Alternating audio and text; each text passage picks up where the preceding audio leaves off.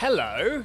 It's been a while since we've done one of these, and I'm quickly just checking the screens and stuff to make sure that my everything is running, because I haven't painted on the channel for some time. Hope all of you are well. Let me know if you can hear me and stuff, because again, got to look at not podcasting now and actually setting up, which is crazy. And then I'll do like a big hello and stuff. How long it's been that I'm unsure of the setup anymore. Amazing, thank you, moderators. Especially Geeky, how you doing, bud? Hope all is well. I'm scrambling around trying to find paintbrushes, to be honest, as well. I'm like, I've got to get this thing started. And I'm like, where's things? While also time-lapsing and doing all the stuff that content creators are supposed to do. Usual shenanigans. Yar. I'm hoping that with Restream, I can keep an eye on all of our chats. So if I miss anything, I do apologise. But I'll do the whole intro spiels for everybody in a minute. But it's a sleepy Wednesday morning for us here in Cornwall, so I'm just going to ease into painting on camera again. Otherwise, I hope you're all very, very well. Right, I think that's the biggest brush I'm going to have for a dry brush. I'll grab that out for in a bit. I'm going to pick some colours out in a minute as well.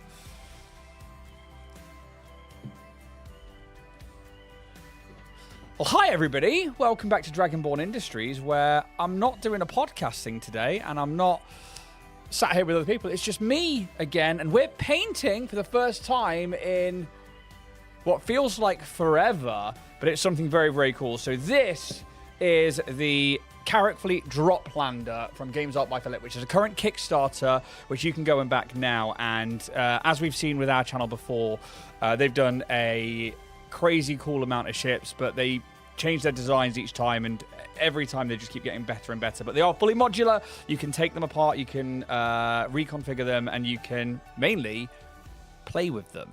So not only for things like Starfinder, which we did with the channel, but for things like Star Wars Legion for Warhammer 40k, these ships come apart and you have a fully playable interior with like moving parts and doors that open that you can get inside of and really tell a story, which is kind of the whole point of these games. So Games Art by Philipp have sent this one out to me. This is just the lander, but you can get, if you see the actual like cargo hauler that comes with it, oh my god, the thing is massive, and this docks into it, and then you have the rest of the hauler behind it, which is really, really awesome. There should be a link, which I'm going to just quickly drop into chat, which will take you to the Kickstarter to go check it out for yourselves. And if you're watching this back on YouTube, I'll make sure that that is in the comment section as well. But we're going to pick some colors. Now, I put this out onto our social media, and one of the things that came in was like Aquawave. And I have not tried that kind of painting before. It's like just a lander. It's bloody awesome. It's huge. Yeah, like this is just the lander. And I mean, like, have I got a ruler? So, I mean, that is, what, 13, 14 inches with a playable interior. That if these are I've forgotten the name of the grid system. Grid Forge, I think it's called. I mean, that is what, 5, 10, 15, 20, 25, 30, 35, 40, 45, 50, 55 foot in-game for like TTRPGs. Playable area. Yeah, really, really cool. And yeah, again, for just the lander, it is huge. They did send out some other bits, which I will show you just here, which is in the way of part of their outpost, which is really cool. They've got like a little play area, like a little scattered terrain that you can put around things like Star Wars Legion maps or creating encampments within TTRPGs. But I'm not going to be focusing on those today. I'm going to be focusing on the lander. Now, somebody suggested Aquawave. For those of you who haven't seen Aquawave, it's where you take things like a purple base and you have like bright colors coming in from underneath. I've never tried that before. So we're going to try that today, which means that we're going to be doing a heavy amount of dry brushing across the outer surface in a purple. I'm probably going to hit it with like a neon pink from underneath and hope that a UV light will really show that up. And then maybe like a little bit of blue from the top so we get that contrasting colors. And then I will probably use a bright blue to pick out some hard lines. I'm tempted, very tempted, to try and maybe keep the lines between the panels black, but I'm not sure. I might let the shadows do their own work there, but we can only but try, right? So I am going to take the insides out. I'm going to focus on the outside for today, and then I'm going to probably go through some standard gunmetals and stuff on the inside. Now, all of this stuff does come apart, and the grid forge system itself, which is this one right here, all has these interlocking little clips, so you can choose how big and stuff you want it to be, and still, even without it, the interior is still very playable in. But I've taken mine apart. You could leave yours in, but because I want to have the insides be a very different color, I'm going to take mine apart. Yeah, channeling the 80s vibes, very, very much so.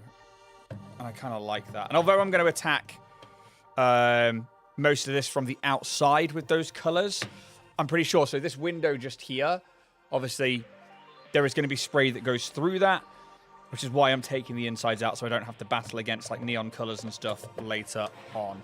But I definitely think that suggestion could be very fun to go with. So I'm going to grab me some tissue, kitchen roll, and I need to find a dark purple. Probably going to be Naggaroth Night.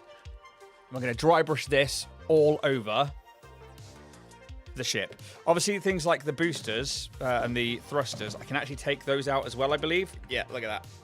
So actually, I can leave those alone. I can do those in another color later on. Yeah, let's do that.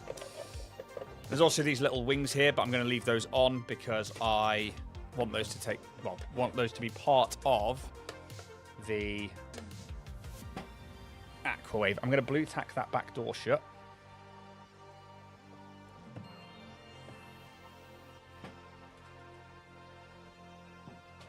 But this is going to be a pretty chill stream, chill video, because I'm pretty tired.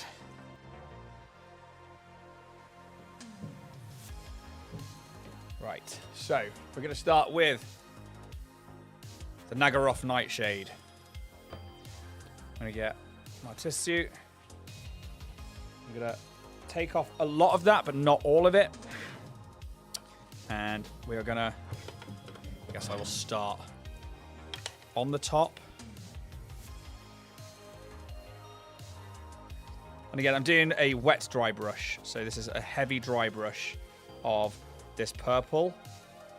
And I don't mind if there's like black patches underneath. The airbrush is going to catch the brighter stuff later on. Don't even know if that will show up that well on. Oh, yeah, you can see it a little bit.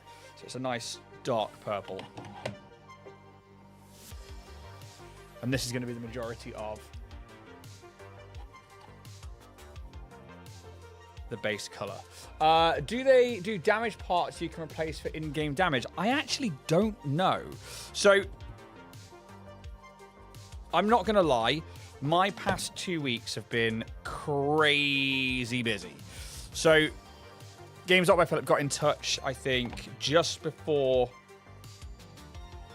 we did the live shows at some point last week and said, hey, would you be interested? And I've liked working with their ships in the past and with them. So I was like, yeah, absolutely. And it gives me something to do next week, which now that the Shire King, Pendennis, is out of the way and also Starfinder is finished, I can sit here and I can just do a chill stream with you all. However, you can go to that link and double check what they've got going on. It might be one of the stretch goals. But what I do know they've got is lots of little bits of terrain that are really awesome. So a lot of the outpost terrain has these like little crates that open up, and even as part of the grid forge system, which means that each individual one comes on like a grid forge base that you can then slot into one of these squares, and you can adjust those to be as long or as wide as you need. But some of them got these like tiny little lids that open and then have these tiny, tiny, tiny bits of terrain that you can use on the inside of them, which is, one, really cute, but also really cool. We're seeing a lot of games having tiny bits of terrain hidden in crates like Maladam and Core Space from Battle Systems, which this would work really well with Core Space, actually. And yeah, so I really, really liked that. And that's some fun stretch goals that are on the Kickstarter. As for damaged parts, I actually don't know. I haven't had all that much time to dive all the way through it. So we're just going to go with the painting on this one. And because I don't have a purple ship, I really liked that the Aquawave choice over on Instagram, I can't remember who it was that made the suggestion. I just really like the idea of having something purple and pinks and blues. So that's the way we're going with it. But also to hit it up with some neons so that, and fluorescent paints, which will allow us to have a really fun look if we use a UV light, especially at a table. Nothing on their store, but on MMFs you can easily print, double and battle damage your own pieces and change them out during play. The modular idea is great. Yeah, so the modular idea is kind of what it's all about realistically, is other 3D printing designers like Second Dynasty, who I know that Games Up by Philipp have done some work with in the past, and that we've definitely used here on the channel, have that kind of modular, you can take bits off and change them over. And we've got, how many of their ships from Second Dynasty and Games Up by Philipp, I think, are all of my ships pretty much, like the big ones. And the reason is because they are modular. So if anyone's looking to play things like Starfinder, Traveller, and you want to have ship minis, these are the guys to go to. I can speak from experience. I even think the last Kickstarter they had, which was the MTV, which was, again, that was ridiculously huge. That was nuts. And I only had the base one, but the way that you can take that up being modular to a full size was absolutely nuts. And there's some pictures of Philipp on their social medias and across some Facebook groups of them putting together like the biggest one, and it's just crazy. So we've got getting the base layer of this purple down. I need to do the inside, especially. I want to do this line here, just so we don't get any like missed gaps. But I'm going to let that dry first while I move on to the base of the ship. And again, I'm going to work from the underside because I want the gap between to be worked on afterwards, so I'm not sticking the ship together or anything like that. I'm going to go quite heavy again underneath here. There was a point I was going to bring up a minute ago with the modularity, and I can't remember what it was, so that will come back into my mind. Just imagine the Starfinder crew finding a wrecked ship and then slowly repairing it through the game to finish with an awesome new ship, Orion's Hope 2.0, even hopier. Is that the name of it? The second campaign would be like Orion's Hope, even hopier. Orion's Hope 2, sorry.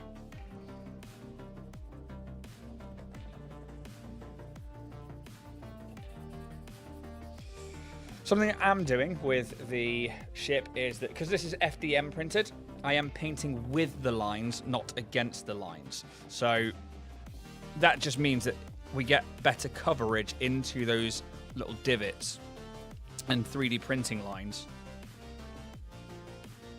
just allowing us to get a better base coverage and not just highlight with a dry brush where this thing was 3D printed. And that was the point I was going to make earlier on. Games Up by Philipp are not just offering the STLs to these ships, you can also get physical copies done for you as part of the Kickstarter. So if you don't have access to an FDM printer, or maybe yours is playing up, or you don't have the time to print it because you've got other things going on, you can now back printed variants of the ship. Which again, it's now a modular Kickstarter, I think, which is in keeping with the vessels themselves.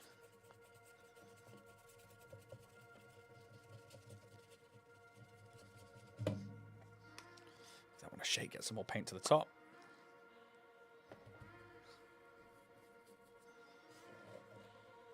It's very strange sitting here without a GM screen in front of me, to be honest.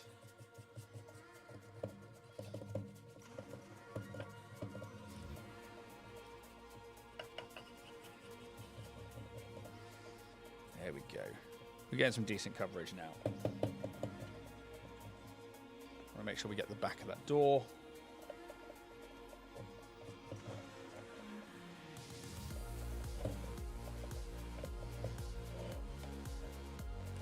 Then we're going to start coming up the sides.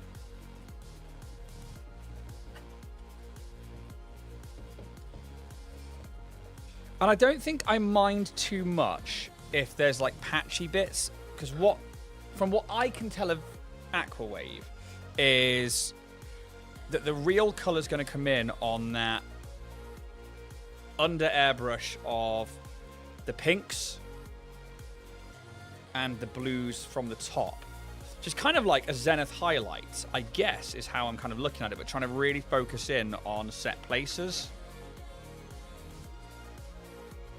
But this is a paint and learn as we go job, and it could go horribly wrong. It could go horribly right. I've done no research. We are just winging it.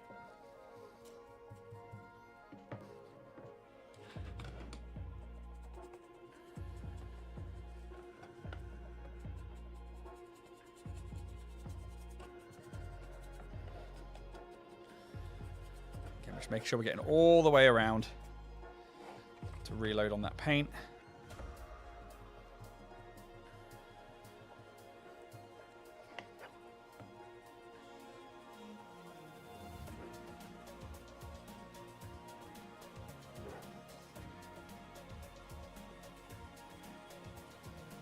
I'm just trying to keep with those 3D printing lines again.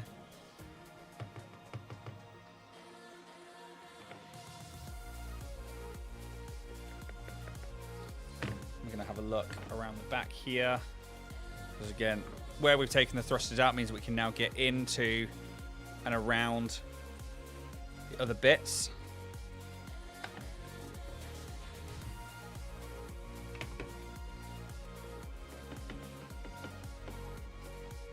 What's nice about the grid forge system as well is that other makers are using it as well, which means that if you've got terrain from Second Dynasty, from any of the other people, I know that's the only one company I've named, and you're like, hey, I think that would go really well in this ship. So not only will you get the stretch goals and Kickstarters from this one, you can then go and check out other companies' terrain and throw it into your ships. And I do believe, not that you'd need it for this, but there are also fantasy variants of Gridforge. It's something that I don't know too much about because I haven't used it all that much, but I do like the concept that you have a grid down and then you're just adding to it, allowing you to just drop things in and take them out at a moment's notice without having to like clunk apart something. It's quite free-flowing. You're like, oh, that hatch opens, take that panel out, put this one in, done. So, what I've done is I've taken this purple all the way around the edge, but not going inside.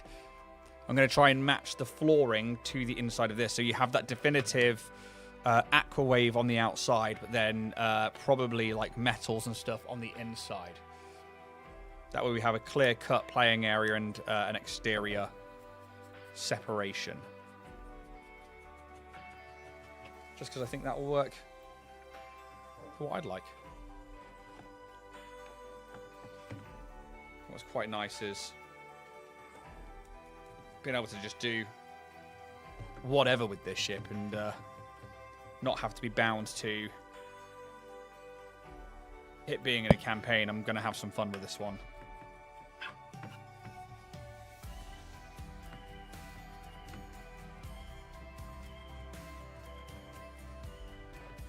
Okay, so now we've got that one done. I'm just going to stand... I'm going to put that one over there. I'm going to do the same here. I'm going to get the inside line all the way around. Now, I think for the roof, I could go the entire way around this in that aqua wave so I can carry on doing the purples. Because I don't think, once the lid's off and we're using the inside of this ship, no one's going to be like, oh, turning it upside down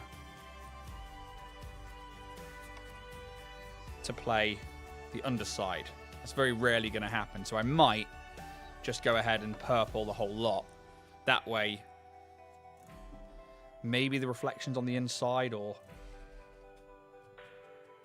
if you end up looking through that small window at the front, you kind of get a vibe of the floor being separate and the top still being that bright neon color.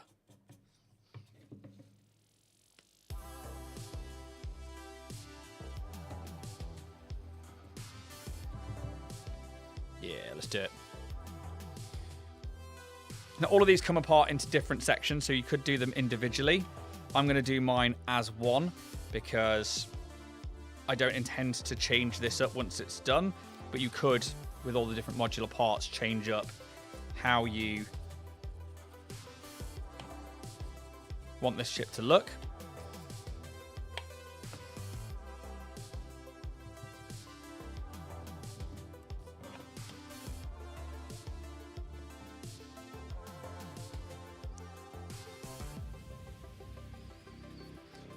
But I think a lot of the underside of the roof would be pink because of the way that, from what I can tell, this style of painting looks like. And you're just spraying up from underneath with those fluorescents.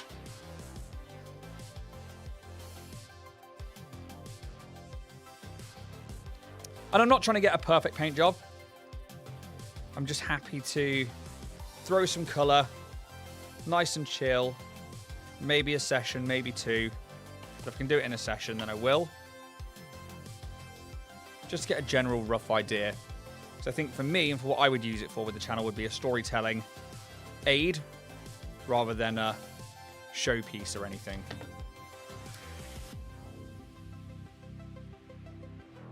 Realistically, if you're going to paint them out there, this is your ship. So you paint it however you want.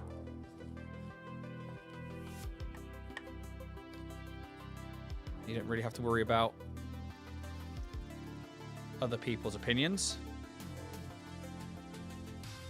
as long as it fits what you want to do with it.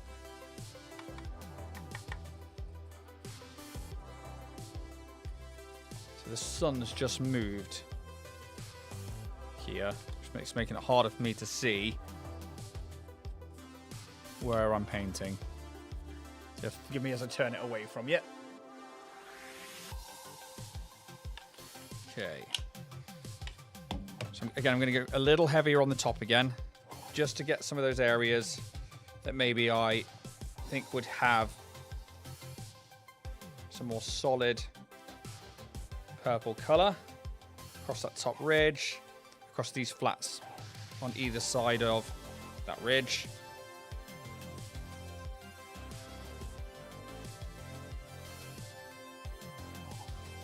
Top of that bridge in the cockpit area. Tip of the nose. Bringing it round.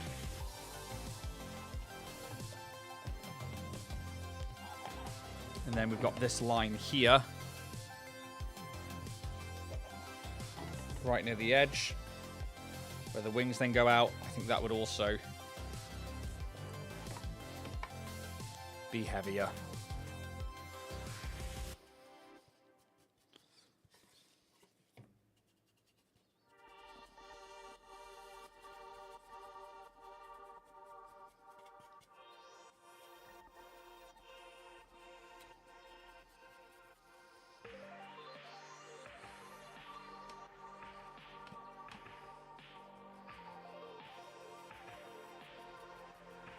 go. So, should now have a pretty solid purple base to work from. Just going to get inside those thrusters again because I really want that bit to pop from the back. Especially when we get those thrusters in there, probably going to want to see a good contrast between the thrusters or the boosters and the aqua wave that we're trying to achieve.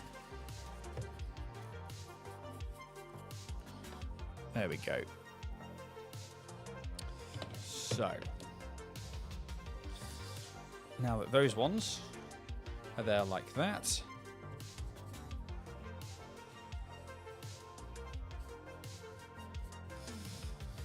take off all of that purple from my dry brush, clean up a little bit.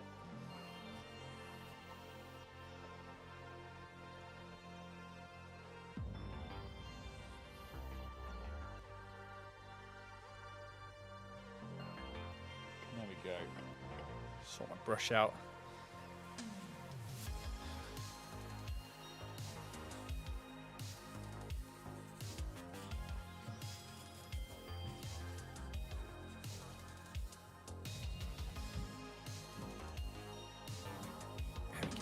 Right.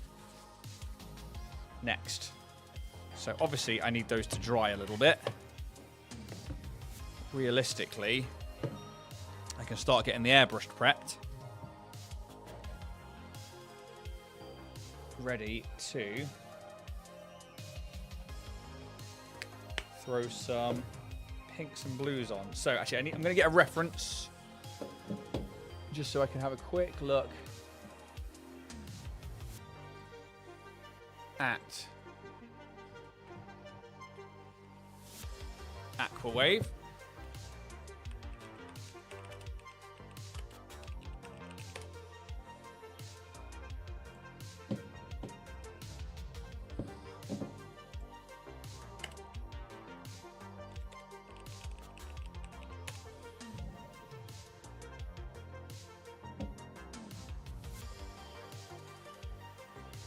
Yeah, it's very pink from one side, blue from the other.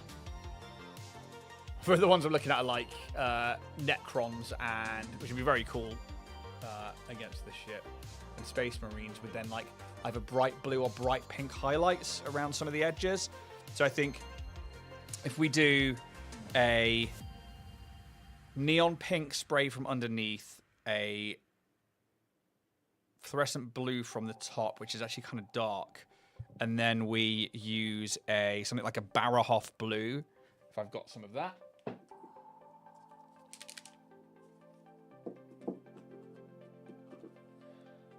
Let's have a look, make sure I've actually got some before I start choosing to do that and realizing that because it's been nearly a year since I've painted properly or got this set out,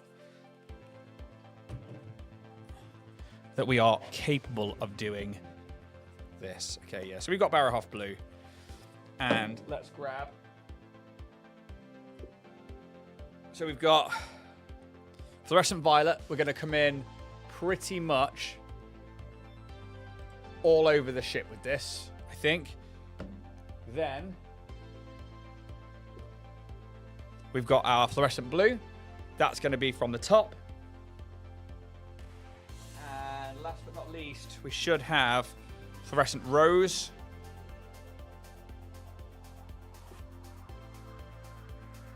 Just going to check my AK paints as well.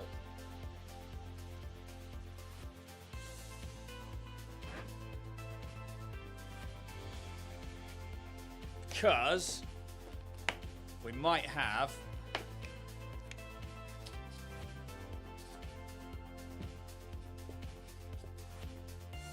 there we go. We got a fluorescent magenta.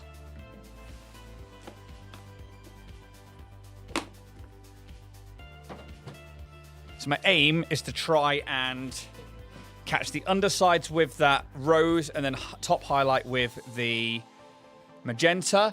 Then we will... Yeah, so underside, fluorescent rose, then magenta. Then we're going to use the fluorescent violet from the top and the blue for our top highlight. But I think I do have to do a full whack of the fluorescent violet over the ship first. And again, it's been a while since I've used these colours, so we're going to be throwing them through the water airbrush.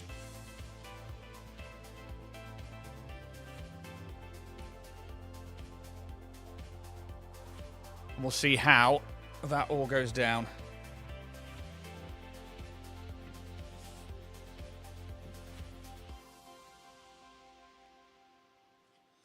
Yes, I'm going to have to grab a pin.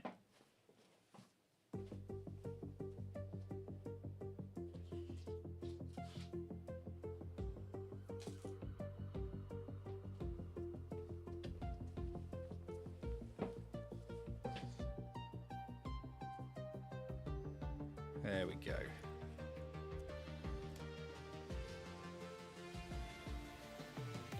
Perfect. So what I found with the Green Stuff World paints is that they are not good brushed on the fluorescence. The AKs are a bit better for me personally, but through an airbrush they should be all right, a little thinned down and mixed up. So I'm going to give them a good shake. We'll go from there. So we've got the violet first. What I might do is I'm going to pop a little bit of airbrush thinner in there first. Just a couple of drops. That's just going to allow me to mix that up just a little bit better. I'm looking for the consistency of milk. And that Green Stuff World paint comes out a little thick. So I'm going to have to add a little more airbrush thinner in there as well.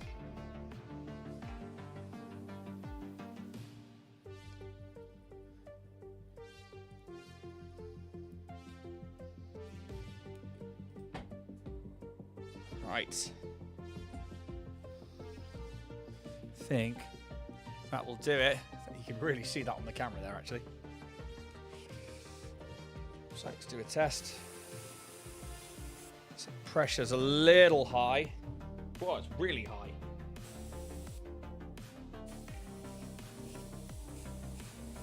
There we go. So, I'm going to do a little backwash.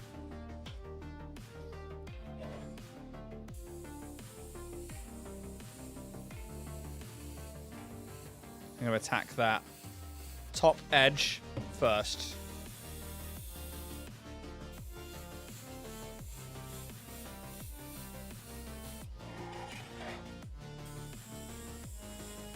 And tiny little pullbacks.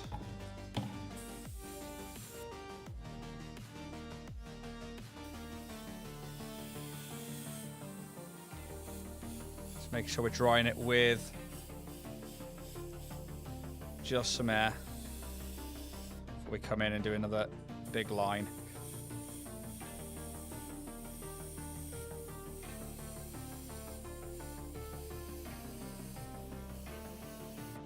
So I don't think you'll be able to see that fully on there just yet, just because it's blending in quite a bit, but that's fine. That's what we want. We want to hit that top panel with bits of this. And I don't mind if it's fading out into that darker purple beneath. But what I am trying to be careful to do is leave those deep dark lines that separate out the panels. That way I've got, hopefully if a UV light hits this or when we get to the end, in my mind, those will remain dark and add that separation between those areas. And the airbrush is actually kind of very forgiving for that. You wouldn't expect it to be, but it is.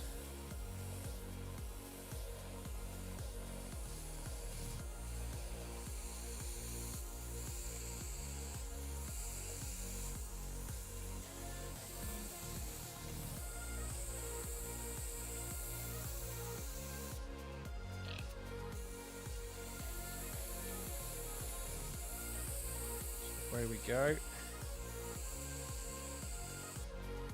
Just trying to keep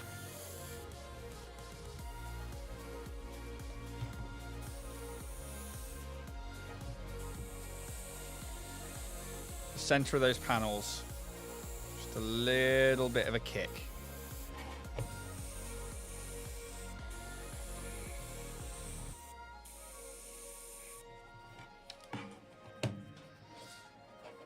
I'm going to finish that side first, actually. There's a really nice line here from the cockpit top, which I really want to make sure is very bright as well, especially around that window. It's a really nice feature we want to draw attention to.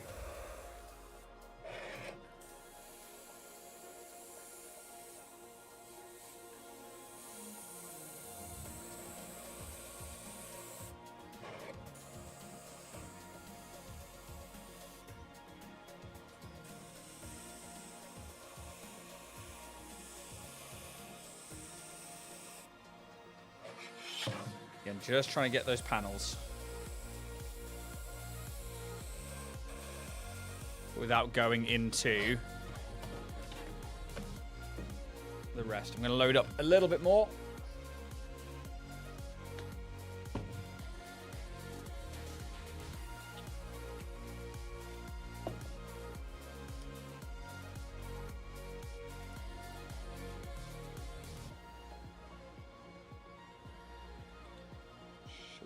Right.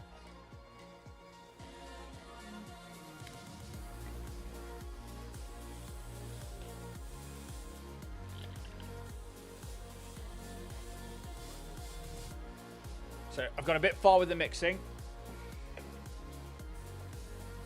So I'm just going to bring the pressure down again.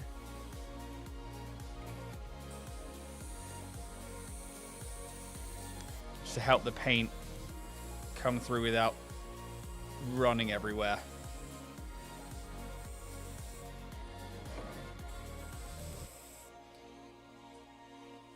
Make sure the mics are still going. For some reason the airbrush and the power in here just really don't like each other. So my computer's just like boom, boom, which I don't know if it'll pick up on the mics or not, but it's annoying in the room.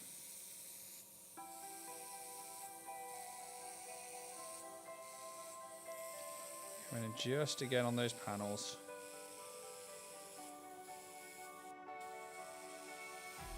Hopefully just enough to avoid those big, deep lines.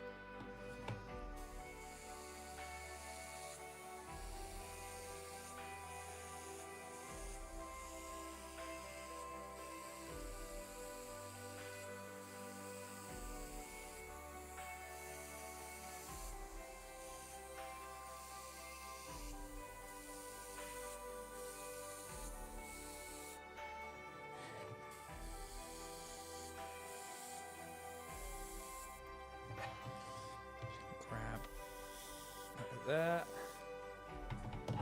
Now what I am going to do is I'm going to go heavy into where the thrusters are, because I really want that to glow later.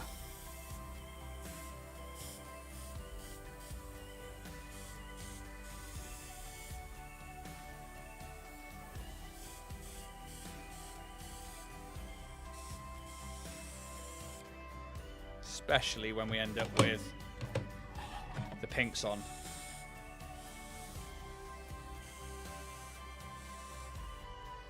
Back area of the door.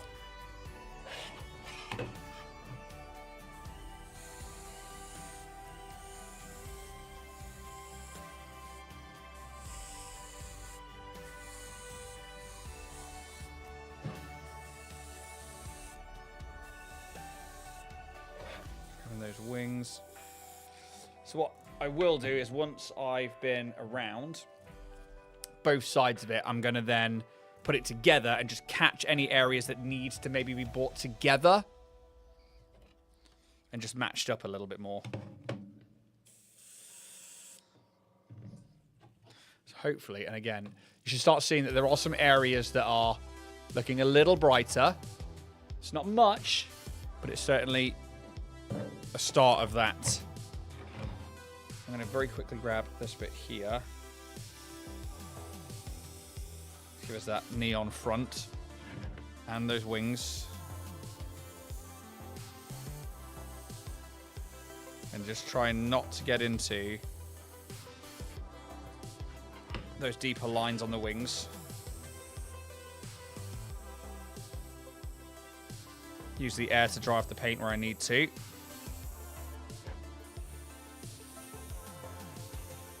And again, I'm no pro with the airbrush, even in the slightest. This is kind of like what I do. I'm sure there are people out there who are like, what the fuck is this guy doing?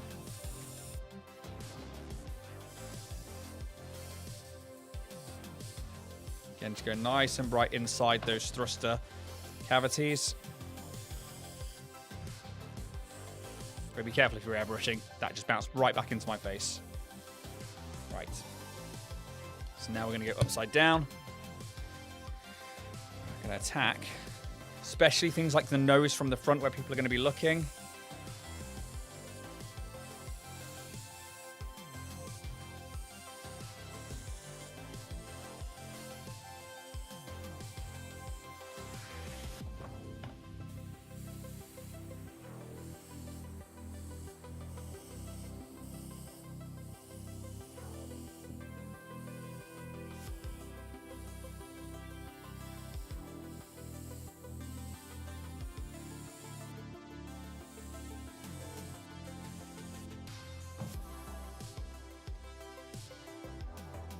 The skull airbrush holder. This was a cake holder, a Halloween cake holder from TK Maxx that had a glass plate essentially on top of it, and that's the only contact point is the top of that. So when it came off and it was just left with this hole, and I was like, whoop, in it goes. So I used a bit of hot glue around the top, and that was that.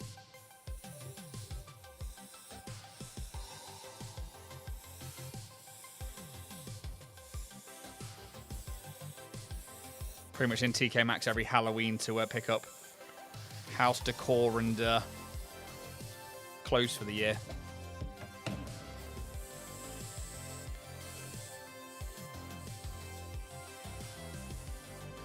So what I'm trying to do is I'm trying to get the natty one was for the face painting. The edge of the wings is a hard line. And I think that when we come in with that pink, we're going to really want that to catch there. So I'm going to go a bit heavier on the underside of the wings.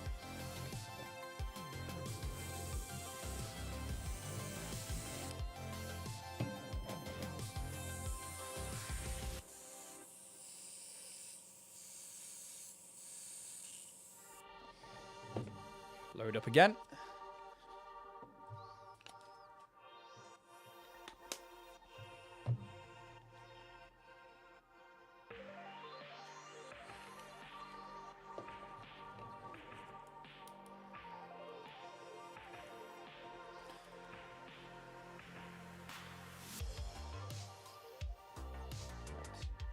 Check our consistency.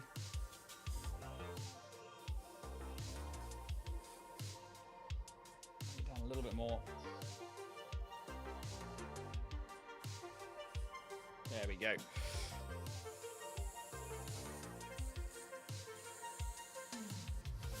Up a little bit.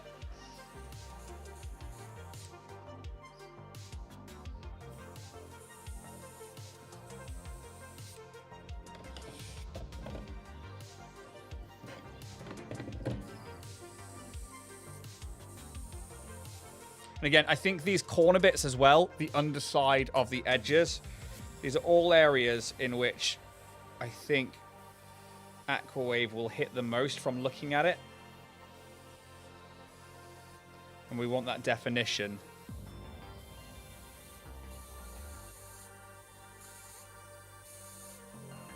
Gone a bit too heavy there. I've got to slow down again.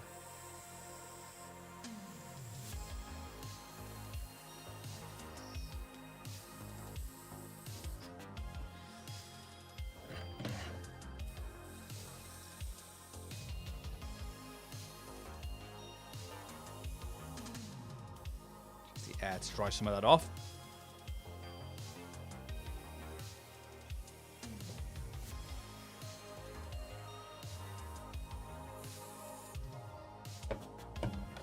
door is pretty much going to get hit from both sides, as we have a rather large area of interest that will be seen when both down and up. So we're going to want to hit that with the blue from one side, the pink from the other. Synthwave skull. Let's throw some of that fluorescent onto the skull. See what happens in a minute. So I actually use that skull as a tester for like my airbrush pressure.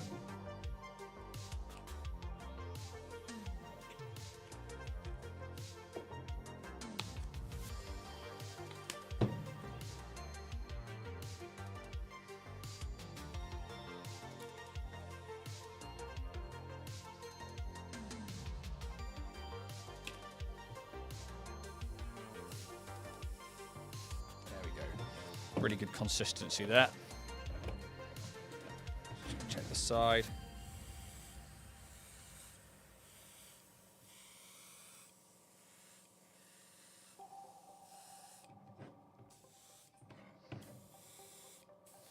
And following those heavier edges to really give us where that underglow is going to be.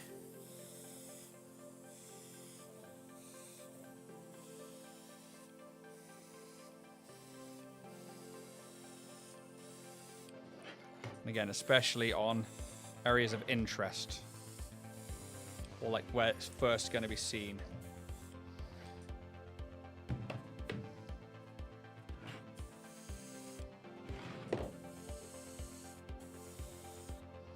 So I am now going to grab the top bit. I'm going to be scouring TK Maxx now around October for the same. I think it's great. Yeah,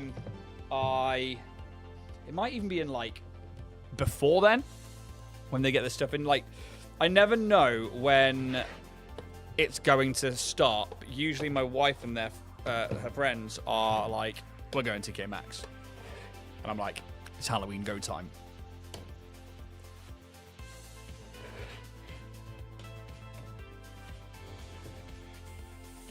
So now we have, so I'm just jumping into it, this, like this, which again, on the cameras from the angles in which I can see it, you can only just see the difference between the two, but I'm seeing the fade on the highlights. But now I need to match and blend in, especially things like the nose, around here on this like edge that's kind of coming up from the underside. The wings. And the nose is essentially going to be fluorescent because of how I think the light would hit from the front. And then we're going to be picking out and separating a lot of that detail with a brush.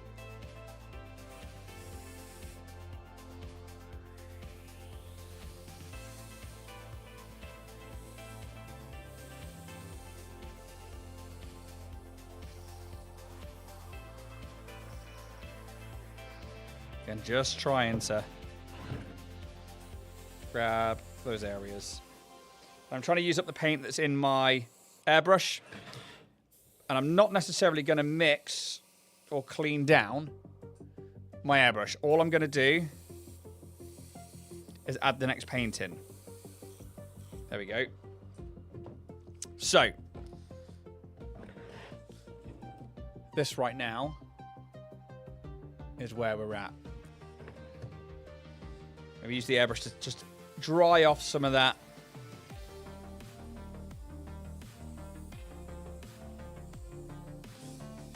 At the same time, I'm going to go see if my copy's still over there.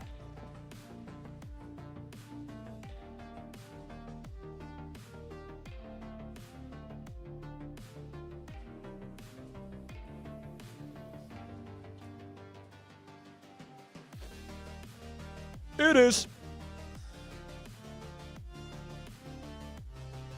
There we go. Lovely bit of coffee.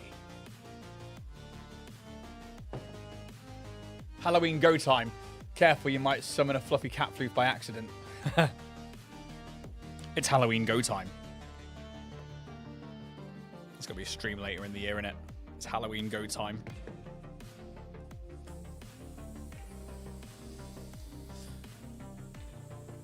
But getting there slowly with this one. Again, just trying to give it time to dry before I throw on the next color. The underside is looking okay.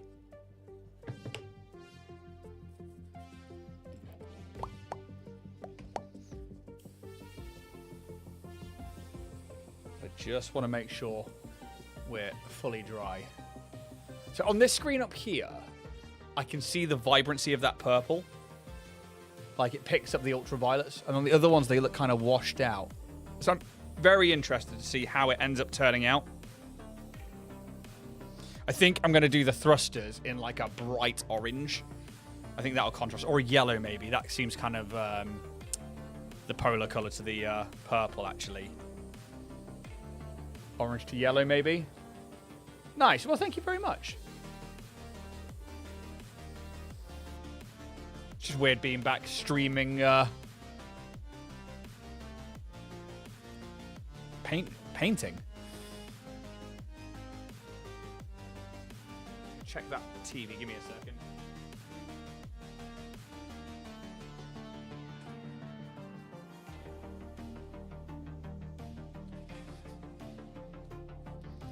Because I've got, obviously this is painting out into what is essentially a glorified garden shed. I've got like extension cables going to different plug sockets and stuff. So like sometimes when I use the airbrush for a prolonged period of time, it's like, and pull power from something else, which is, I'm sure, safe. Right. I'm going to... I think we have to do the blue first. This is where my color theory disappears. I have to work my way up through the pinks. But even adding the pink to the blue is going to make purple anyway, so actually it's not going to overly matter. We're going to go for the blue first.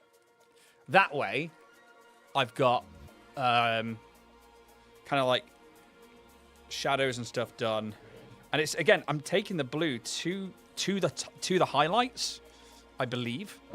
I need to look at another image.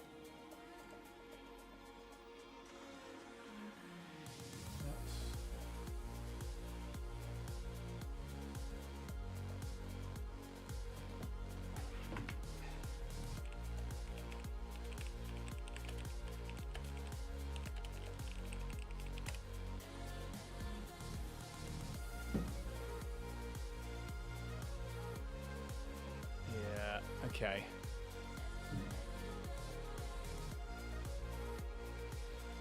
It's like a perspective of light, so it is kind of like a zenith. So we are going to definitely come at this from the top with the blue now. But the problem is I now need to pick the direction of the light, which is obviously going to be from the front from how I've been doing it so far. So it's going to be hitting things like this top point here. Things like these lines, the nose, and then the edges of panels, but only from one direction realistically.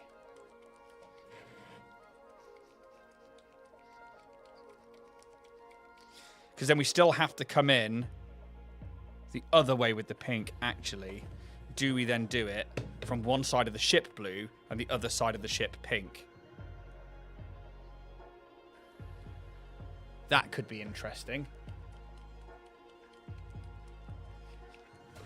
Kind of giving it like 45s.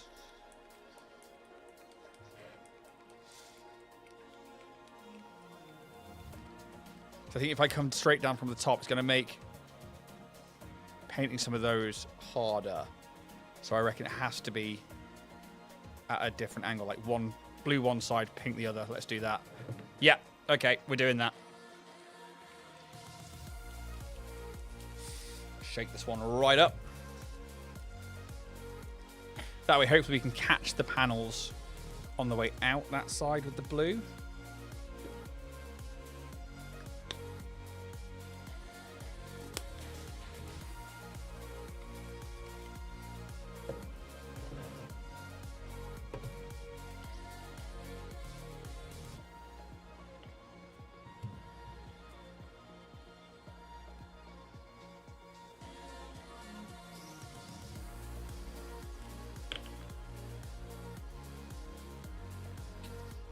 quite a bit in there because we had to use quite a bit of the purple.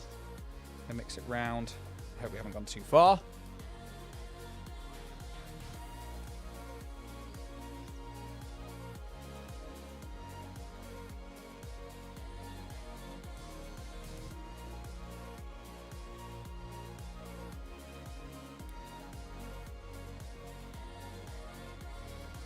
Okay.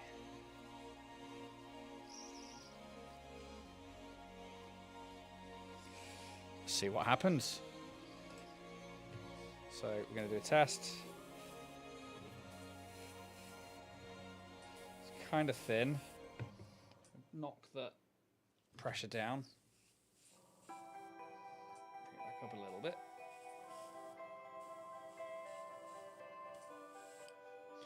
Little backwash.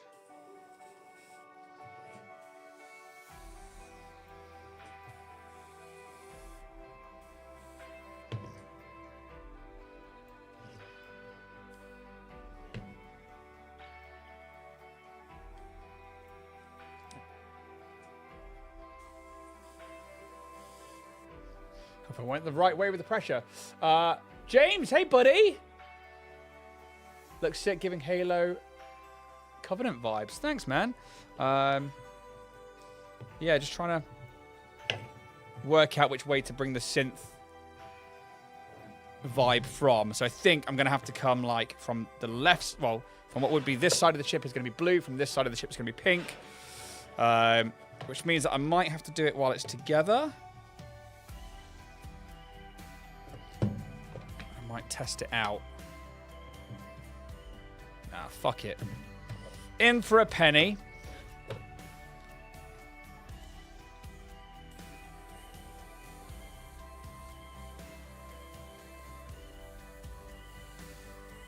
So we're catching those edges from this side.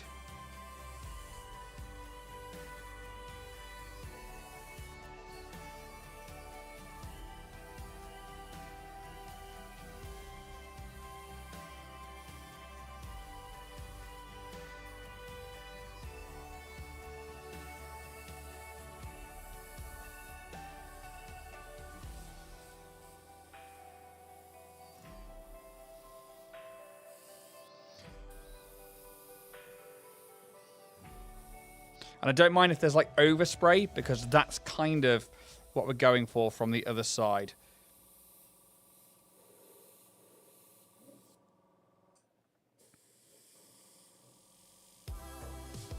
And again, this is going to be quite dark to begin with. And then we're going to bring it up ever so slightly.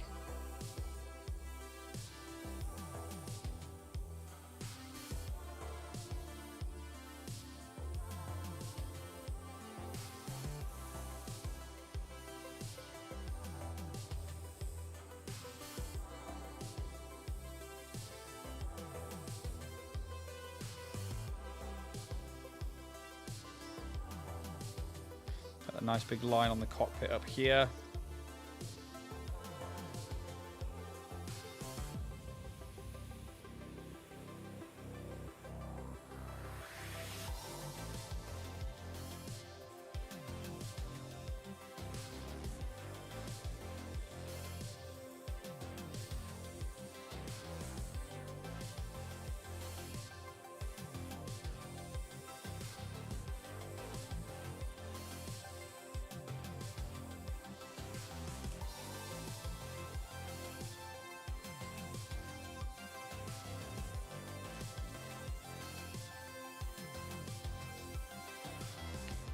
Show you that for now. So, slowly bringing it up. Sup, Woodfeet? Jack? Yeah, so this came in from Games Art by Philipp, and it's the current Kickstarter they've got going on, which I think has got about 7 days left on it. Throw this into chat for people. So we said we'd paint it up. They obviously were one of the people that provided us with loads of ships for the Starfinder campaign.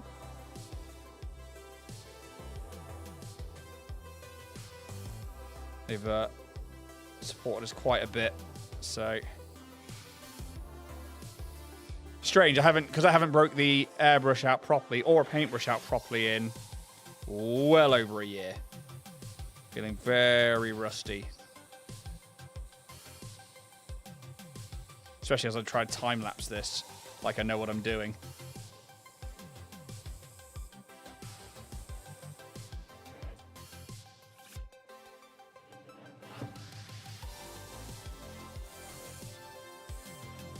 I'm just trying to grab this side of the ship to be that blue, and I just need it to hit the main panels while still catching a bit of the other side. Again, hoping that when we throw a UV light over this, that's when it really kind of shows up.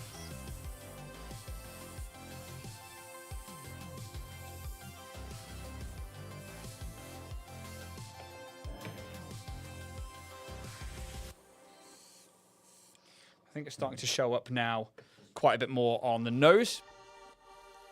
Which again, we're going to try and bring it in on this side with the blue. And then this side will be the pink. Those ships have seen good use, that's for sure. Like James said, definitely Halo Covenant kind of colours. You got going. Yeah, so somebody on, I think it was Instagram, suggested Aquawave. I've never tried this before. So this is a cook it and see. Which means I do need to grab this from the other side. In fact, actually, I've missed that panel there.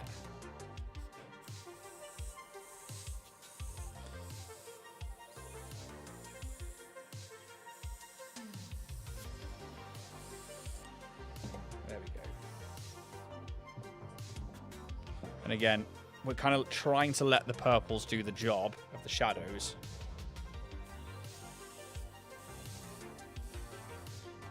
Where I thought I was going to be pink from underneath, I think we have to do this from either side rather than from underneath to get that kind of light effect.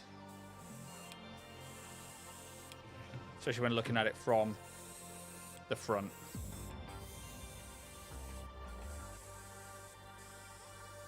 And that top line is really going to have to be where it divides and changes. So then comes down here, and then I'll paint things like this area here, which is it's kind of like key-shaped area of detail. If we do those in things like bright blues, same with like a lot of the vent panelings, I think we're going to see it popping. It's going to come in from that door as well. Glad that I covered that whole thing.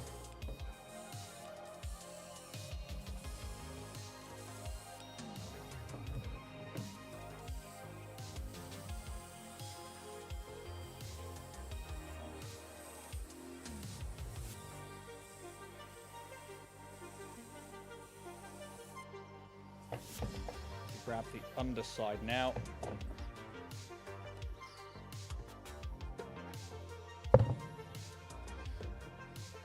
grab. There we go. So I'm trying to keep this together at the same time, just because I want it to blend quite nicely between the two panels when the ship's together.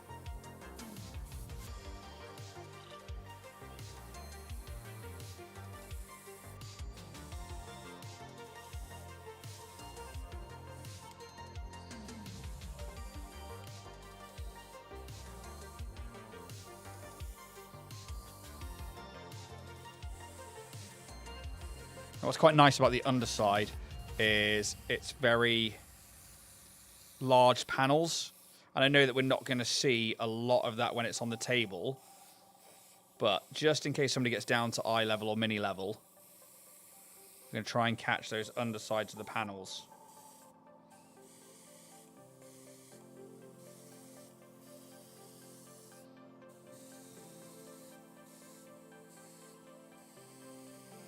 Trying to give the edges of the panels more than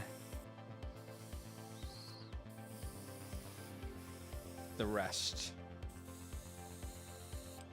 That way it looks brighter and like the light's caught there. And I think that's, from the looks of it, how the synth / aqua wave is done.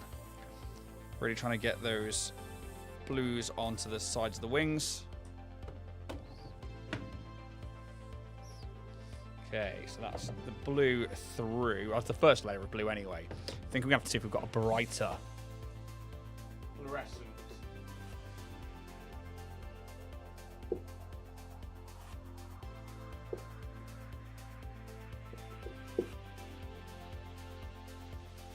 We don't, but what I can do is mix some fluorescent white in with the blue later on.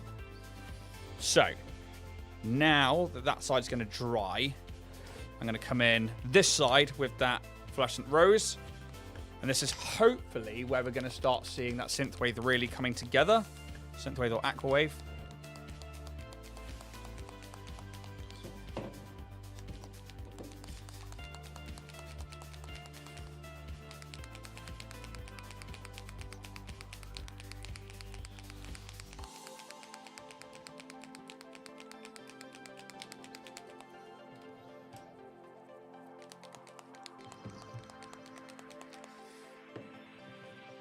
I'm not going to rinse out the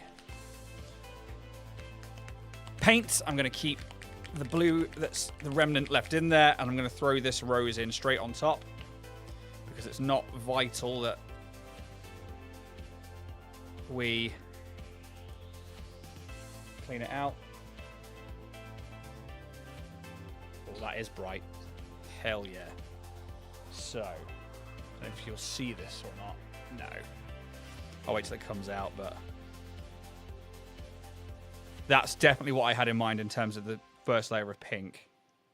So this will be interesting. I'm going to have to try and match that on the other side with the blue.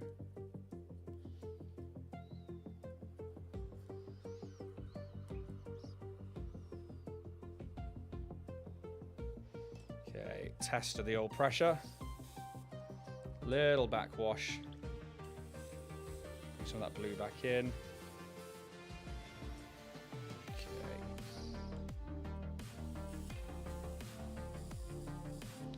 Pressure might have to go up a little bit. There we go. So, trying to see if I can show you what it looks like on the skulls, but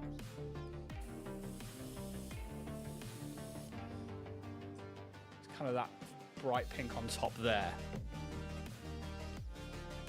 So we're going to start. Yeah, that's going to really show up. I might have to be a little more careful with the panels with this one.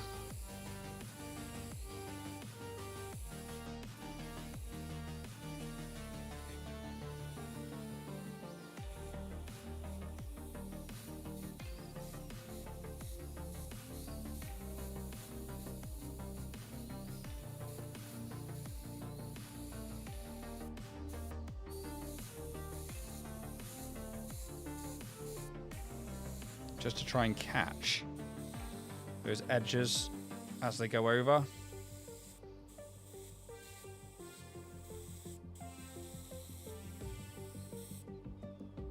Spitting a little bit, so I'm going to bring it down just a bit. There we go.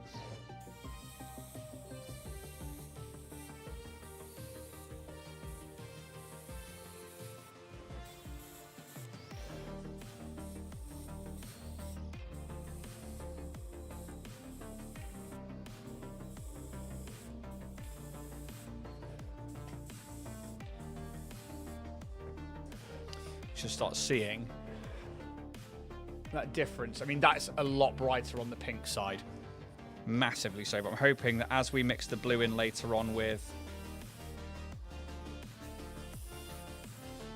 the white, that'll give us the same effect from the other side.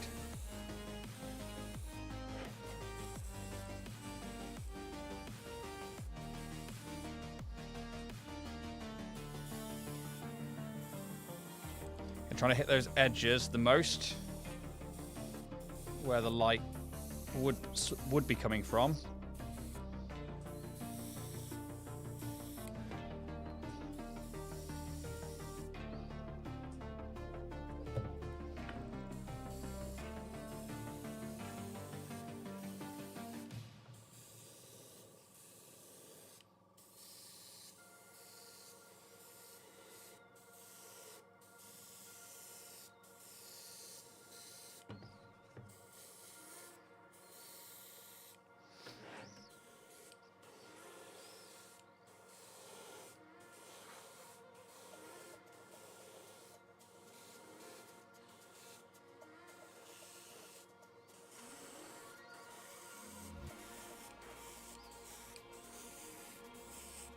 I've got the consistency just right here where I can hit it and it's just spreading over nicely.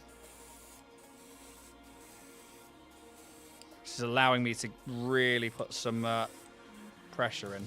Just a little spit there. Luckily, I can dab that away. Little backwash. Double check the nozzle. Make sure it's not got any water residue.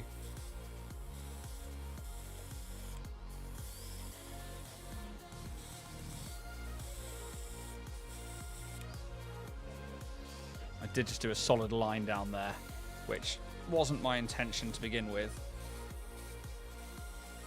But I'm just trying to get that top edge to be really bright so that when we put in that final pink, it's really showing through.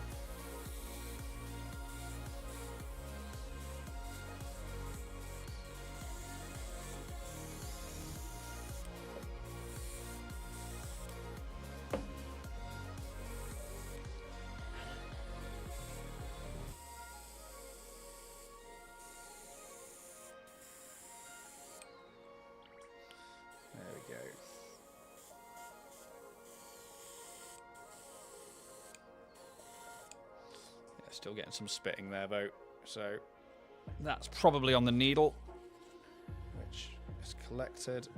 There we go. So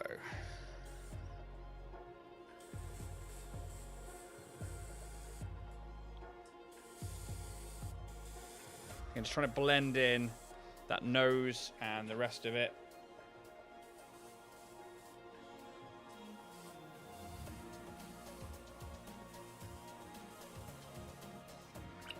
Oh, no. So I've just backwashed too much and got that all over there. So, quick bit of tissue to the rescue, especially because we don't want it in those lines. Maybe paint that out.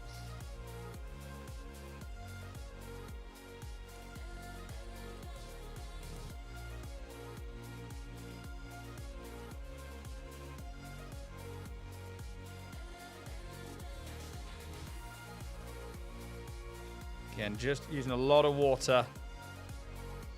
Just pick up on those bits.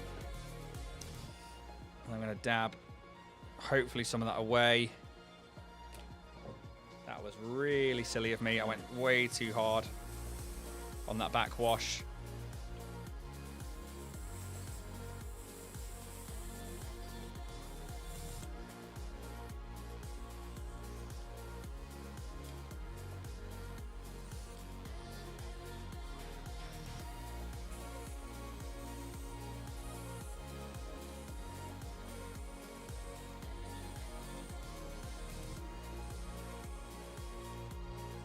A little bit of spitting happening.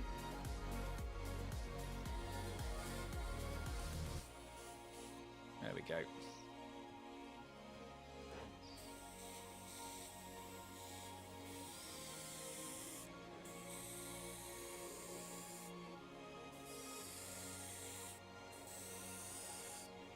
Again, the wings.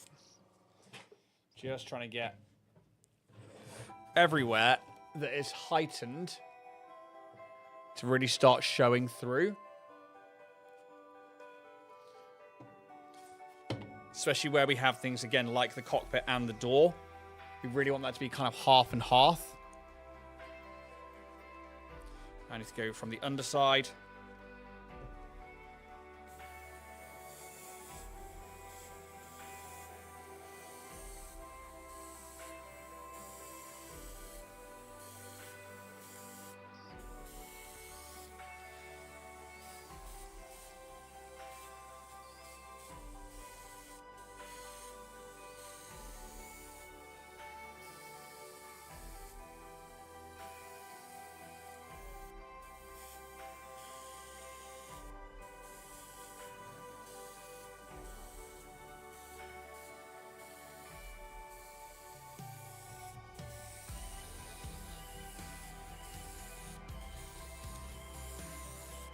Underside of that nose, I just really want to come up bright just to match the top of the ship.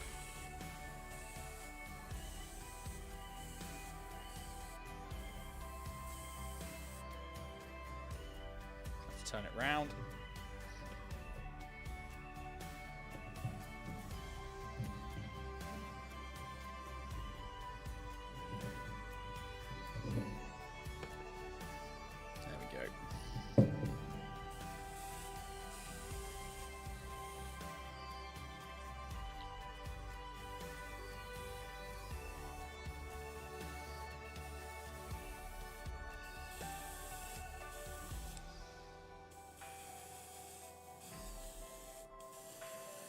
Okay, make sure we're getting right into those thrusters, because I want that to really pop in a bit.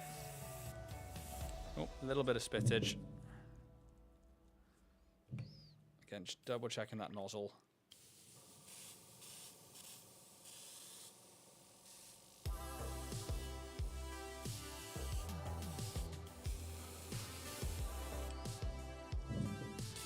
We should see that one side is now much, much brighter than the other. That's simply just because the pinks are showing up more. And again, that's fine. Sort the blues out in a little bit. I am probably going to go a little more in with that pink because I've got loads of it left. And I actually don't mind if the pink side is a bit brighter.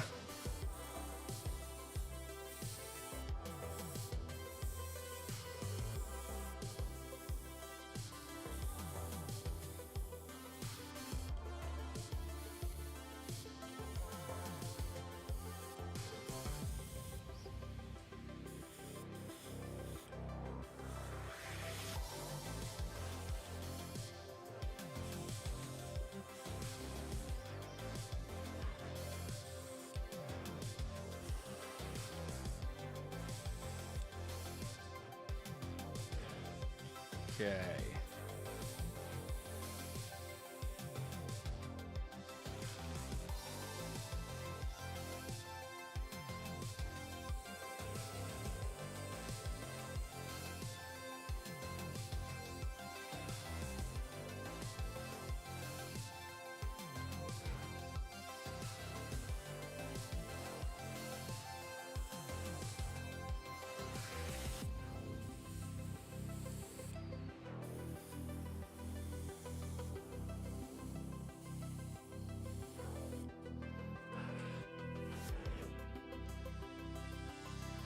I actually think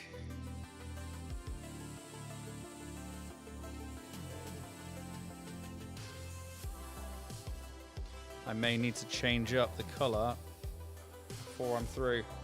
Less is going to be more now if I throw the rest of that in. I'm just going to be painting really into those deeper lines, so I will grab now the fluorescent pink, which is this AK interactive one. I'm going to re-blue tack that door just because I don't want it to go inside.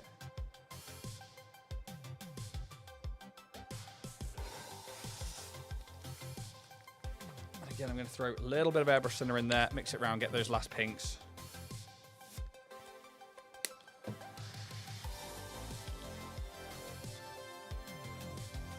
that out of the chamber.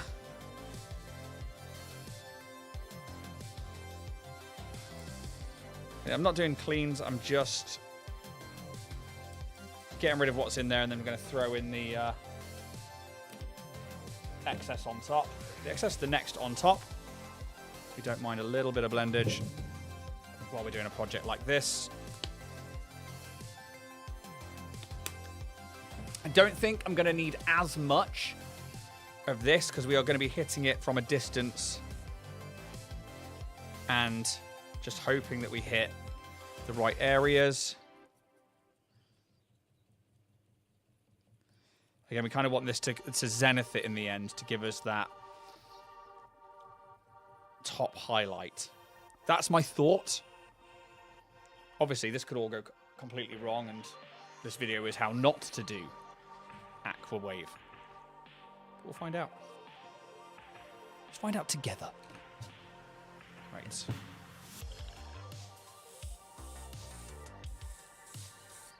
Okay, that pink is coming through. Just going to double check it against a piece of this. Excellent. So.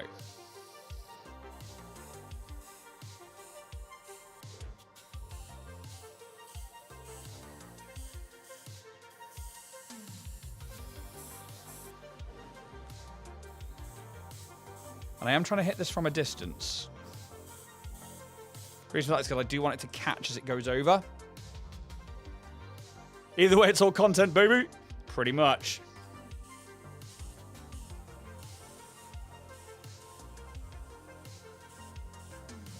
I'm going to be a bit more specific as well about where I'm hitting.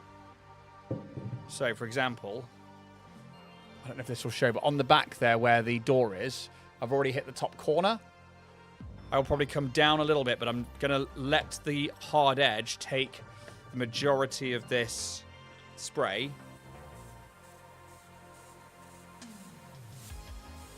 And to let the rest work its way out across the model. Almost allowing for that overspray.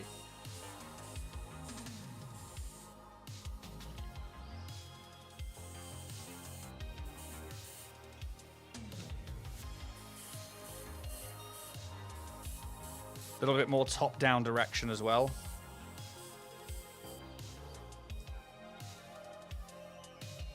I believe in you. Thank you very much. Always believed in me, geeky.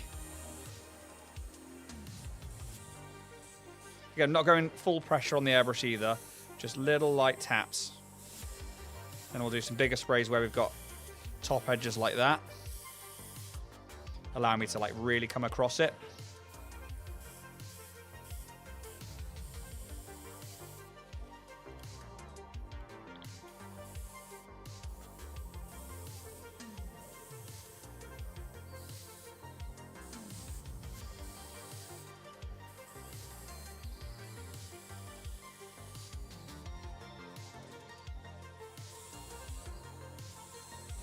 And a little heavier on those wings, just because, again, that's a really big point I can come in across with. And hopefully get that blend. We're looking for the edges where the shape changes direction. So from the top down, from the sides when they come up, across the nose,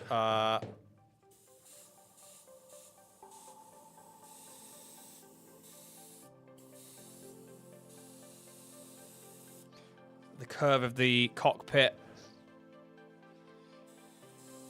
There's like a center line. Let's see if I can show you. Which is kind of here. I think that would catch it a bit as well. We obviously want to catch all of those boosters.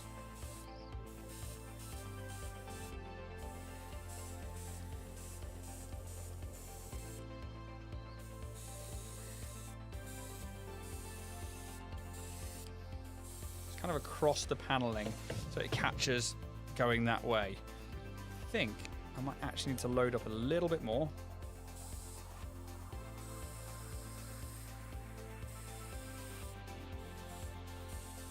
The underside just here. Again, that cockpit needs to do the heavy lifting. So just the wing.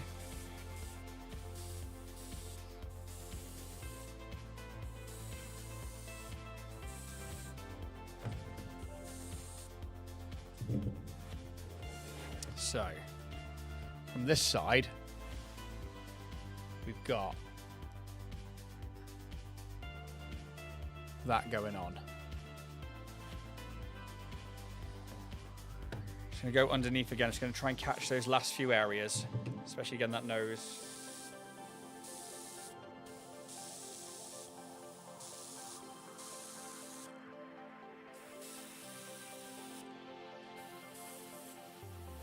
That was us out of the fluorescent pink, which is good.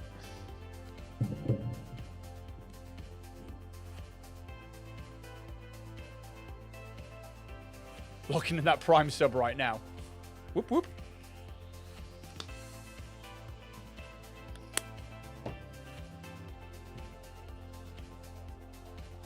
Strange, because I'm on Restream, I can't see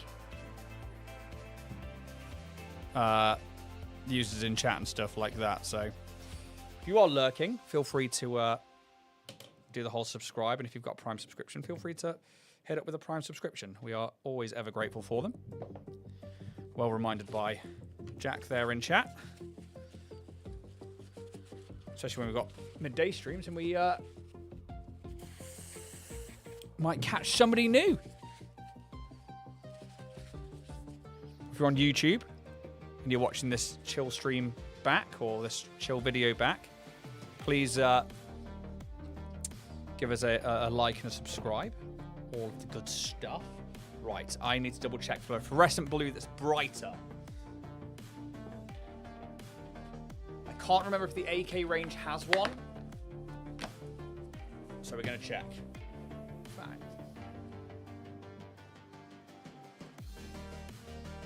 I can bring it up on Stream Elements. Oh, Geeky Phoenix. That was from 16 days ago. Still, thank you for all those gift subs that you've been doing on the channel.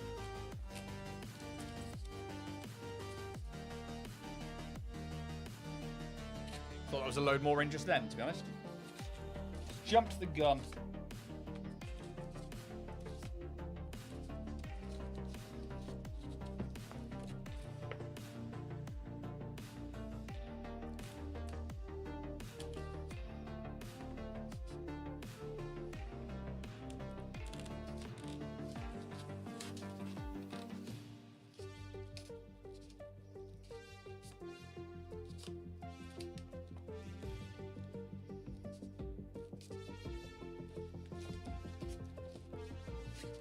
No, so we're going to be mixing a heavy amount of the white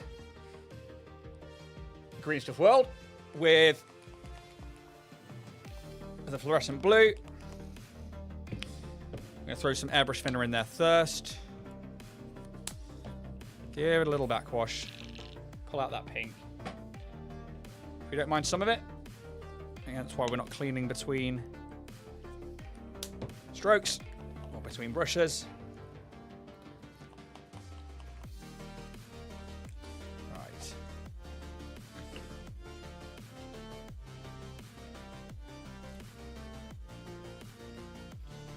We're going to go heavy with the white. I'm only going to use a little. He's only gone and done it. Thanks for subbing. To the channel you're part of, Jack.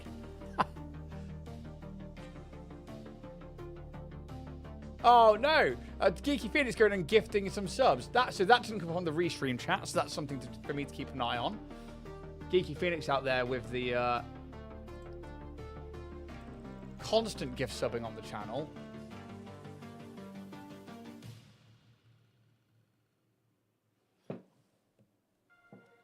Always appreciated. Right. Time to add a tiny bit of that blue. I've put pretty much half a cup of white and 2 drops of blue. And that is very blue already.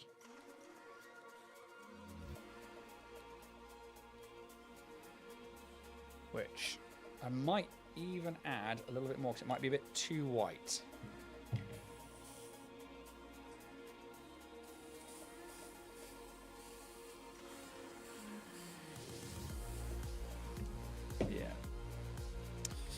We're going to add some more blue into that.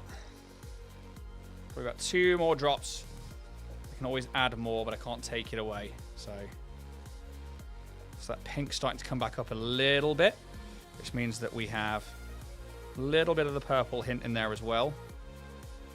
Just warm it up ever so slightly.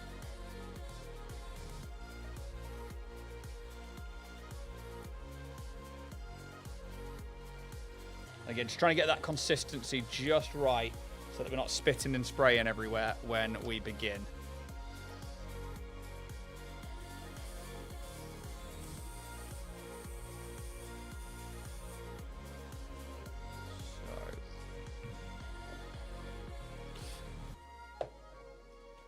Just want to make sure that comes through just right. So I'm going to take some tissue, turn the spray up until we can see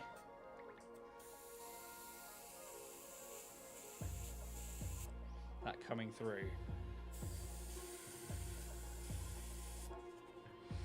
That is still quite white. Getting bits of it.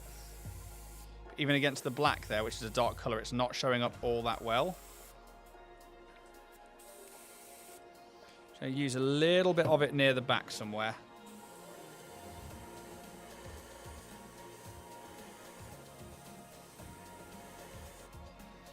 Okay. Maybe. Yeah, I think that might have been a bad mix. I think we may have to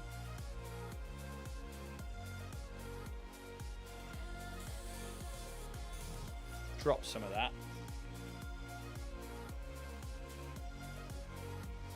And throw in some of that Bauerhof blue now.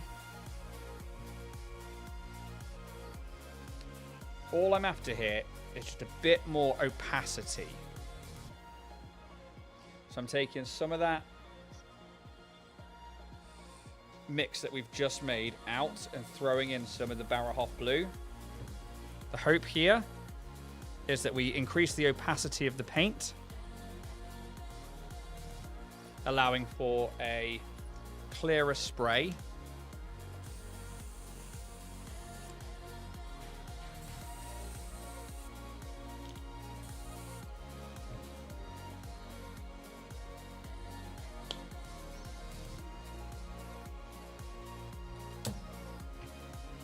I say clearer spray, but a more obvious spray.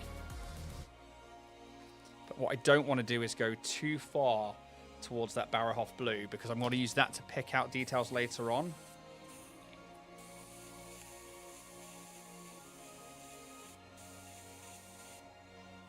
Okay.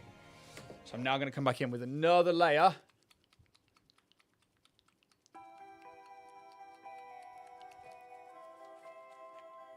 Another layer, another few drops of the darker blue, just to bring us back a little step.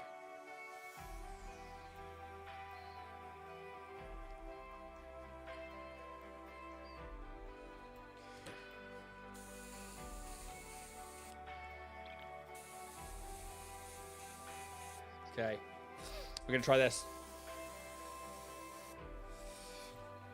I have a feeling it might be too far in one direction, and I'm going to need a lot more of that in there than I've got.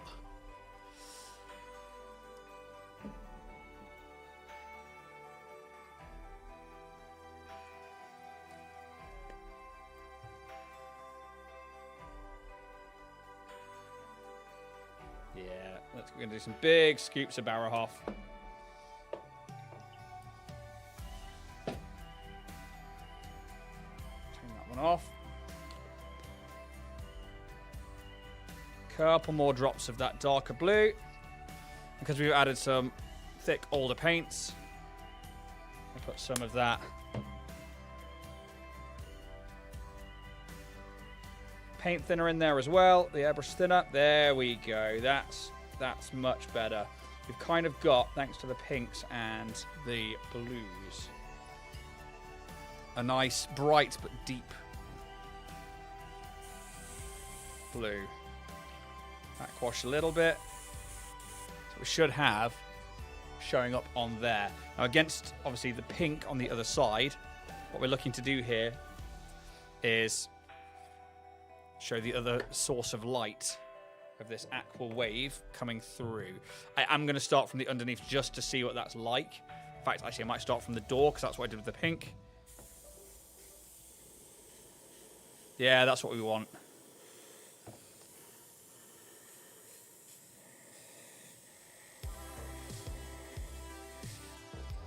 So, if that will show up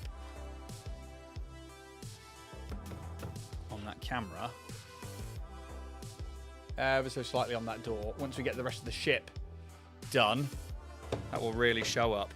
That's what we're after from the pictures that I've seen.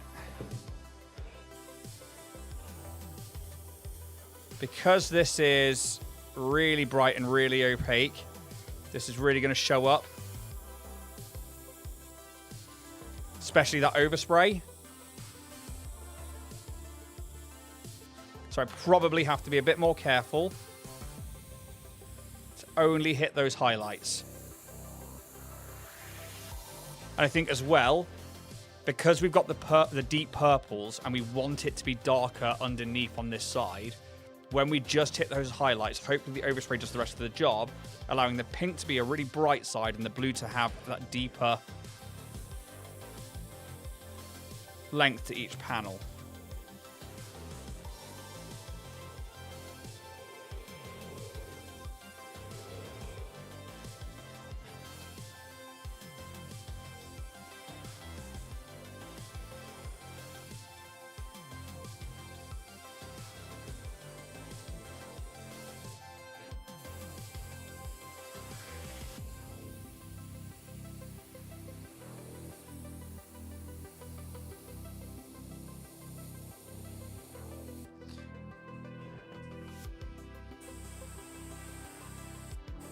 And again, those wings, we're going to have those really long diagonal lines. Oh, we've got some spittage, which we need to make sure we deal with.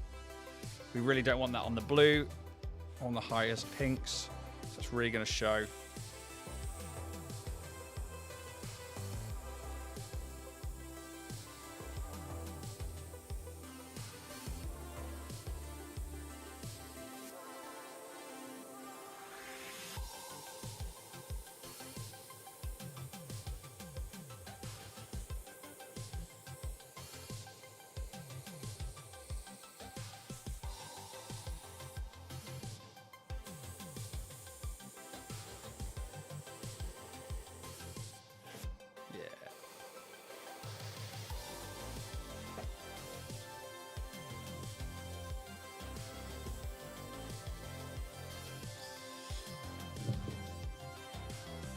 So, what we should see is this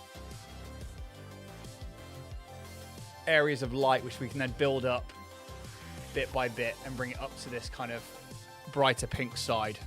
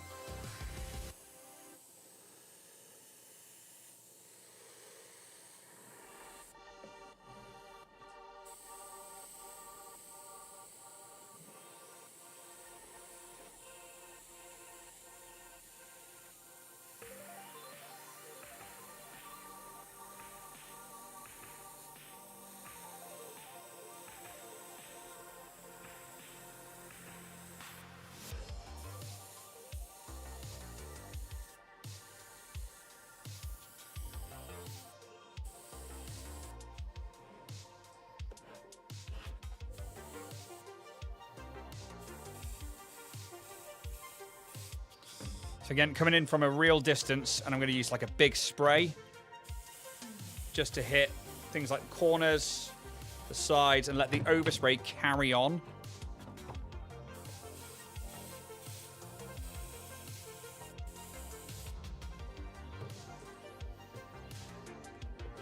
Just going to turn it over now and do the same thing.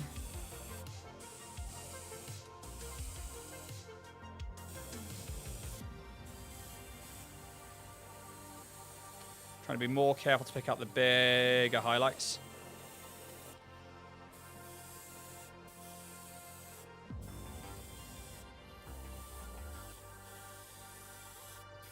Hopefully that blue will then be picked up on the pink side of things as well.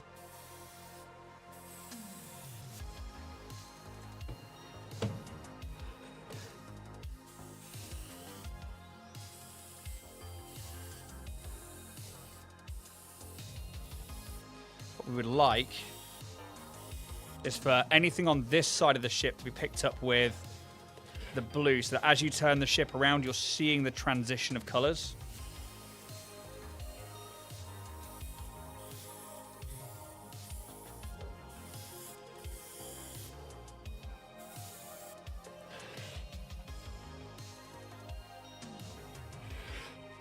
Yeah. Do the same from the underside.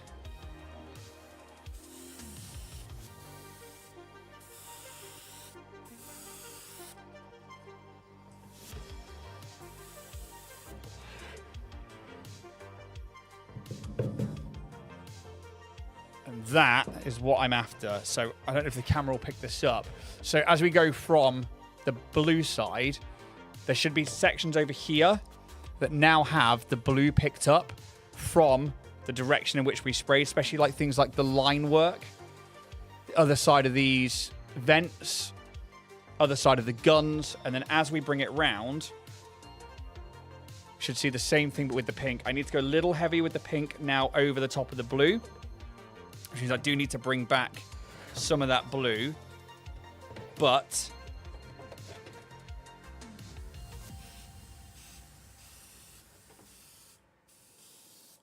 just trying to give it a light dusting over everything.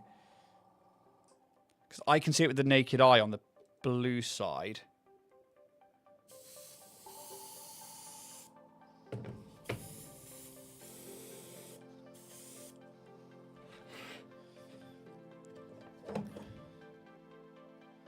put this down. Thanks, man. It says Dragonborn Industries. The ship is looking awesome. Love the dual color. Yeah, so that's kind of the... bring it in. I'm going to grab the spray for this side. So yeah, somebody suggested, I think it was on Instagram, to do the Aqua Wave, which is something I've never tried before.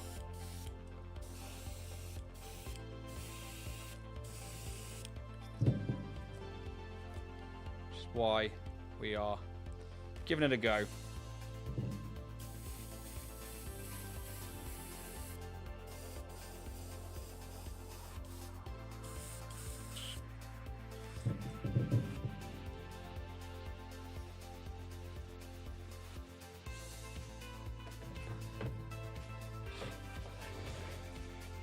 So, I do now need that pink again. Thank you, Geeky. Loving the colour fade through the blue. That is what we're trying to achieve. And again, it should give us that sci-fi kind of neon vibes. I just want to hit that side with a bit more pink because... just want to bring that back out a little bit just to give it that contrast.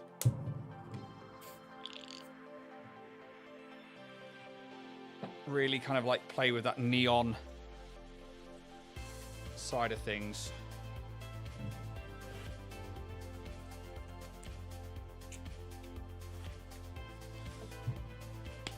And then I think that is the bodywork of the ship, mostly done except for those big old thrusters, which are probably going to be an orange or a yellow. Maybe a mix of both.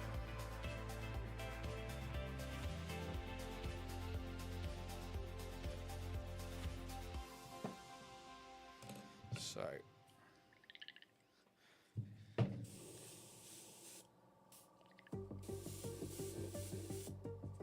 There we go. Nice. Bright pink coming through. I can just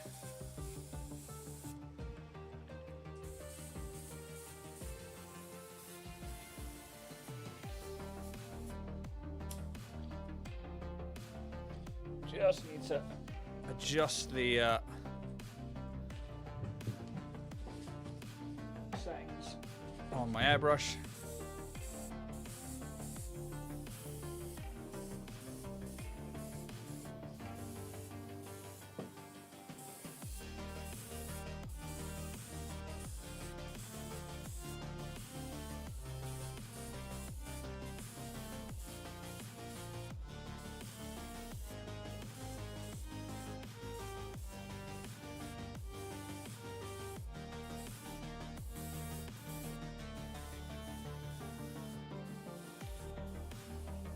That's that. I think the main bit of the outer hull is now done.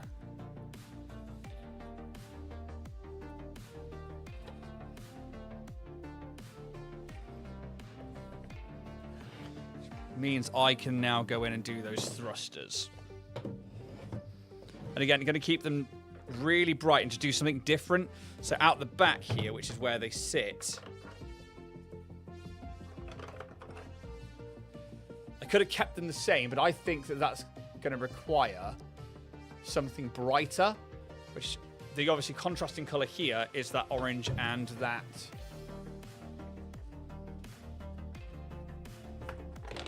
yellow. And I think yellow with this particular scheme is the way to go. I think we often see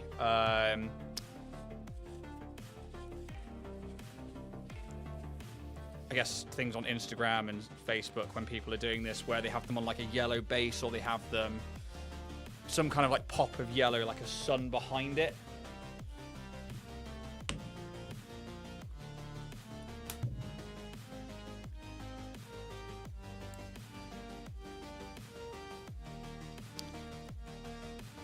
And again, gonna attempt to clear out a fair amount of that brush, but not all of it. As the pink will act as a good base for orange and blues. So it's going to come out there. Leave that one just there so you guys can see it. And then I will grab... I even don't think it needs to be that much. I'm just going to come at it from one way, I think. One way with the yellow, one way with the orange.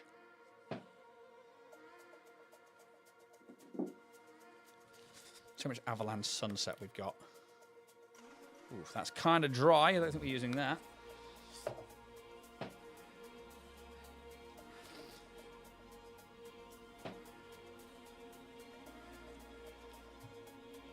I think we're going to go with Lava Orange to begin with. This one's from the Army Painter. Saying that we have actually got fluorescent orange. Right, I'm going to come in with the Lava Orange first as a base coat, and then I'm going to throw the this orange over the top of it, which is, on my camera, bright as fuck.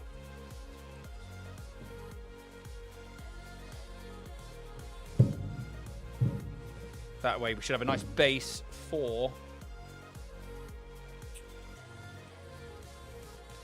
that fluorescent to stick to.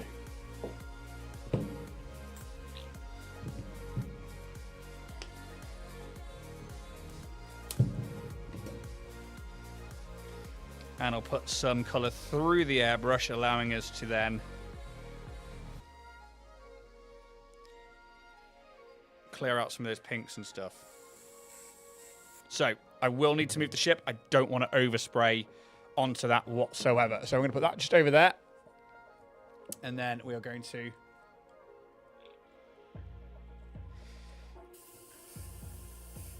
just come in nice and lightly.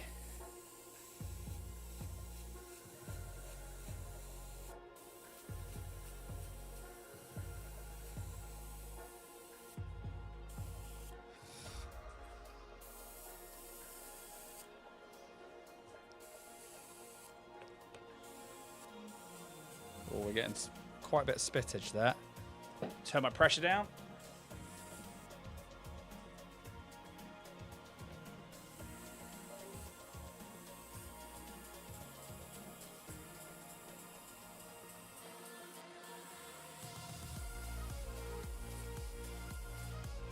Probably need just a little bit more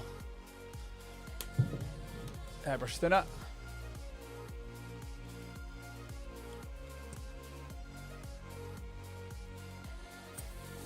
There we go.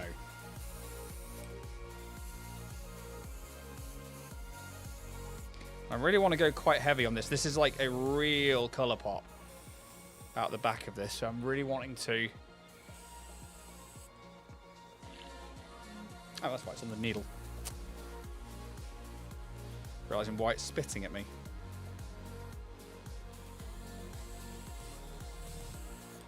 My airbrush technique is not the best.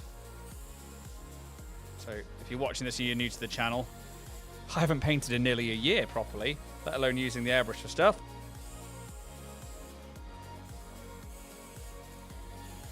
But for an absolute noob, the Iwata has been a godsend for stuff like this.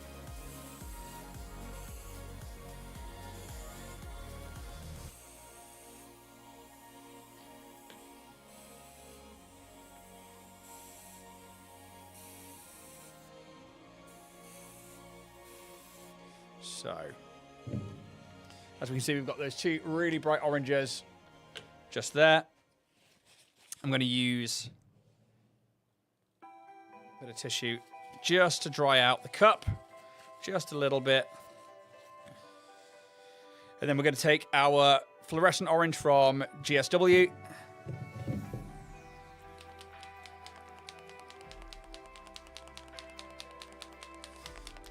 Hasn't been opened in a while, so we'll give it a shake. Find our safety pin.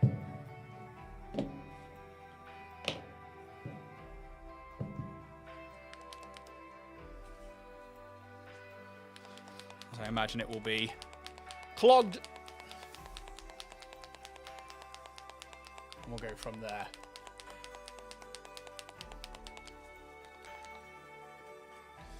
Right.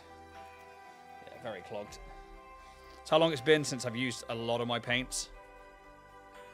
I think one of the last major times that I did was probably painting up the Monster Manual. And that was well over a year ago. I think I've done a few things here and there, but it's nice that thanks to Games Art by Philipp, who this ship is from, we can give something new a go.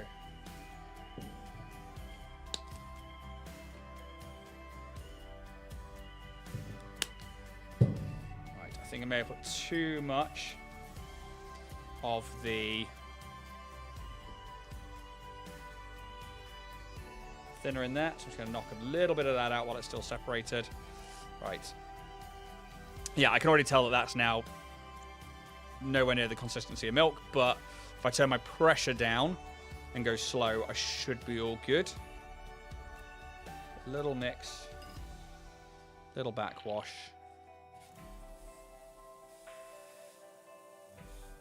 So I'm going to turn the pressure down.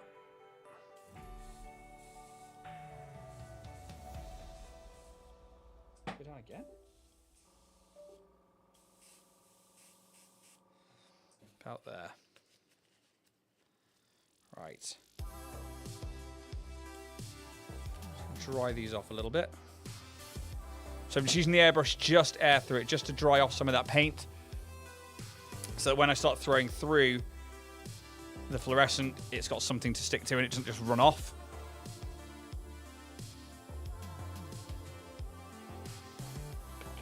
Same with this side.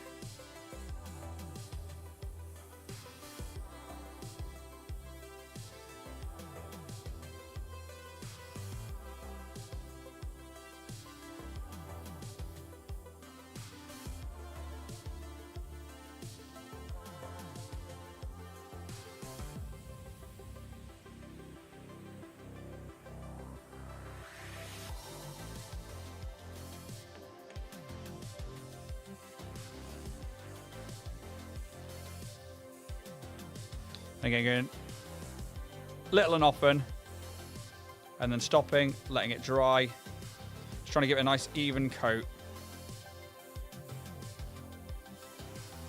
from the airbrush.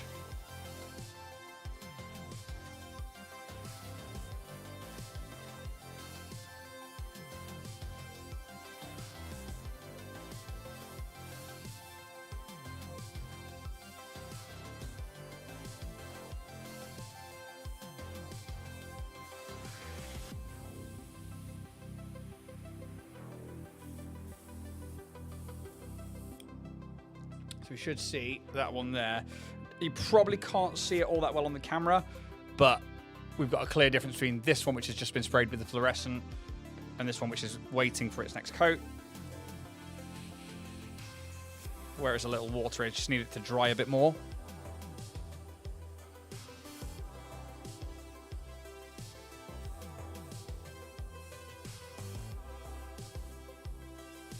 Again, what I want to do is I want to be able to take pictures of this from underneath a black light, and for those colours to really show the difference.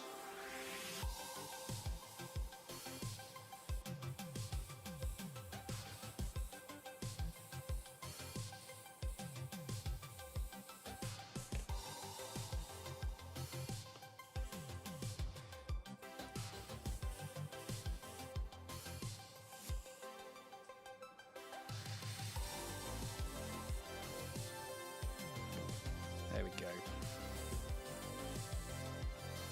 So again, they just need to dry now a little bit. Just going to use that airbrush on them from a distance.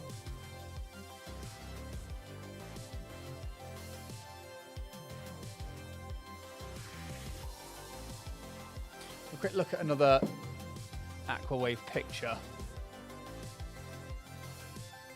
I want to see how they highlight properly.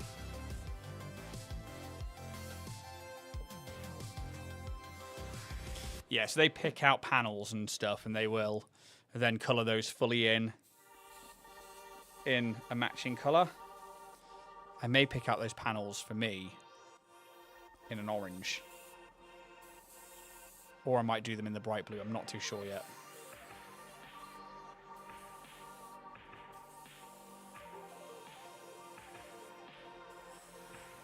I'm just trying to get a few layers of this fluorescent on. I really want it to be solid, where we've got the two-tone of the rest of the ship. I would very much like it to be these areas of colour that just pop.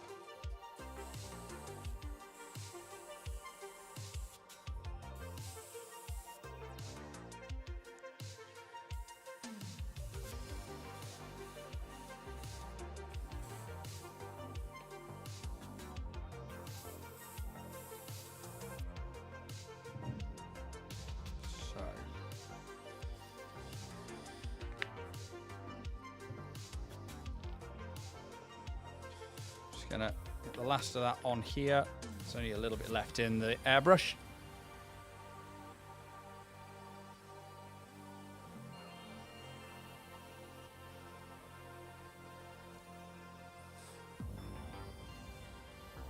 And for what has been just over 2 hours, or around 2 hours, we've actually got the majority of this done.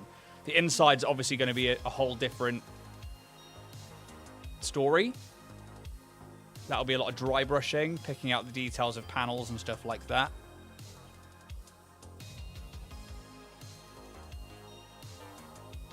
I could use the airbrush to ink in some shadows and stuff. But for now,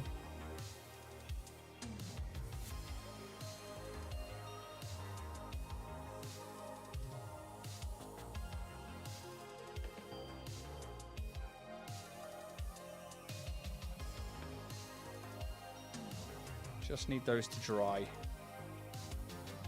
What I don't want to do is touch them and then smudge some of the solid colour.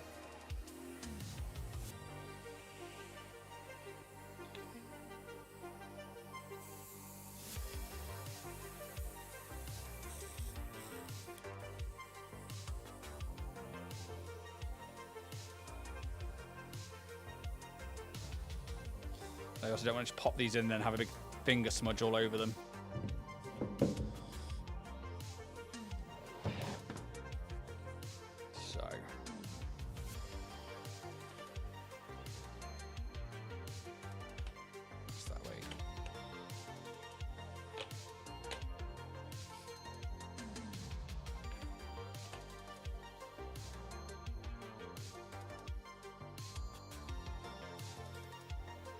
We're going to go that way around. Cool. So.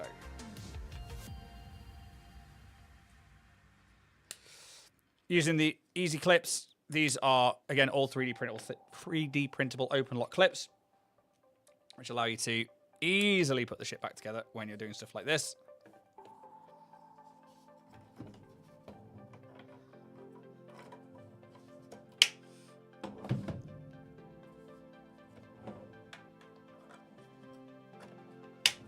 Should have at the back there 2 very bright orange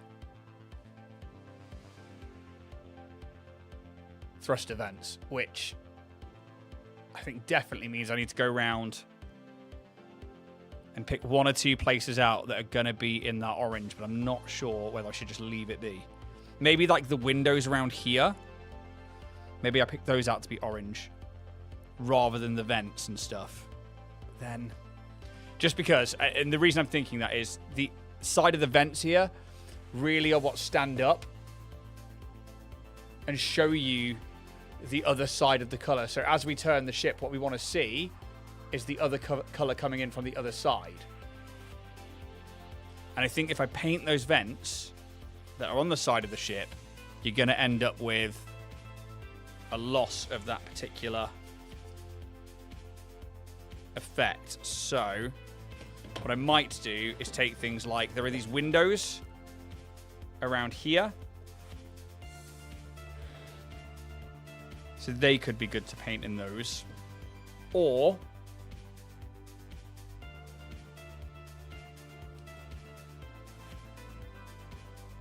yeah, no, I think it does have to be those. I definitely think I'm going to do it to the canopy. That's going to be orange for sure. And then I think actually, yeah, we're probably going to go around these front windows. Going to make those orange. That way we've just got that breaking of the two colours, the pink and the blue. And we've got those points of interest covered. So we've got 1, 2, 3, 4, 5, 6, 7, 8, 9, 10, 11, 12, 13, 14. Okay, that's not too bad. Nice. Thank you very much, Kiki Phoenix. I think that's where we'll leave it today. I might be back later tonight to carry on painting this, or it might be tomorrow. I don't know where I'm at this week, but that is where we will leave this ship for now. Thanks for hanging out during an impromptu paint stream. If you're on YouTube, please like and subscribe. If you haven't, please also go check out the Carrack Fleet Drop Lander from Games Art by Philipp. It's a fun little ship. It really is. And again, that modular playable interior is, you know, a very fun thing for most storytelling needs, or if you're playing something like Warhammer 40k or Legion, to be able to get inside and use terrain in a different way. Otherwise, thank you very much, guys. We're going to be back either later on tonight or tomorrow to carry on painting things up. Otherwise, we'll see you all again real soon. Thank you very much.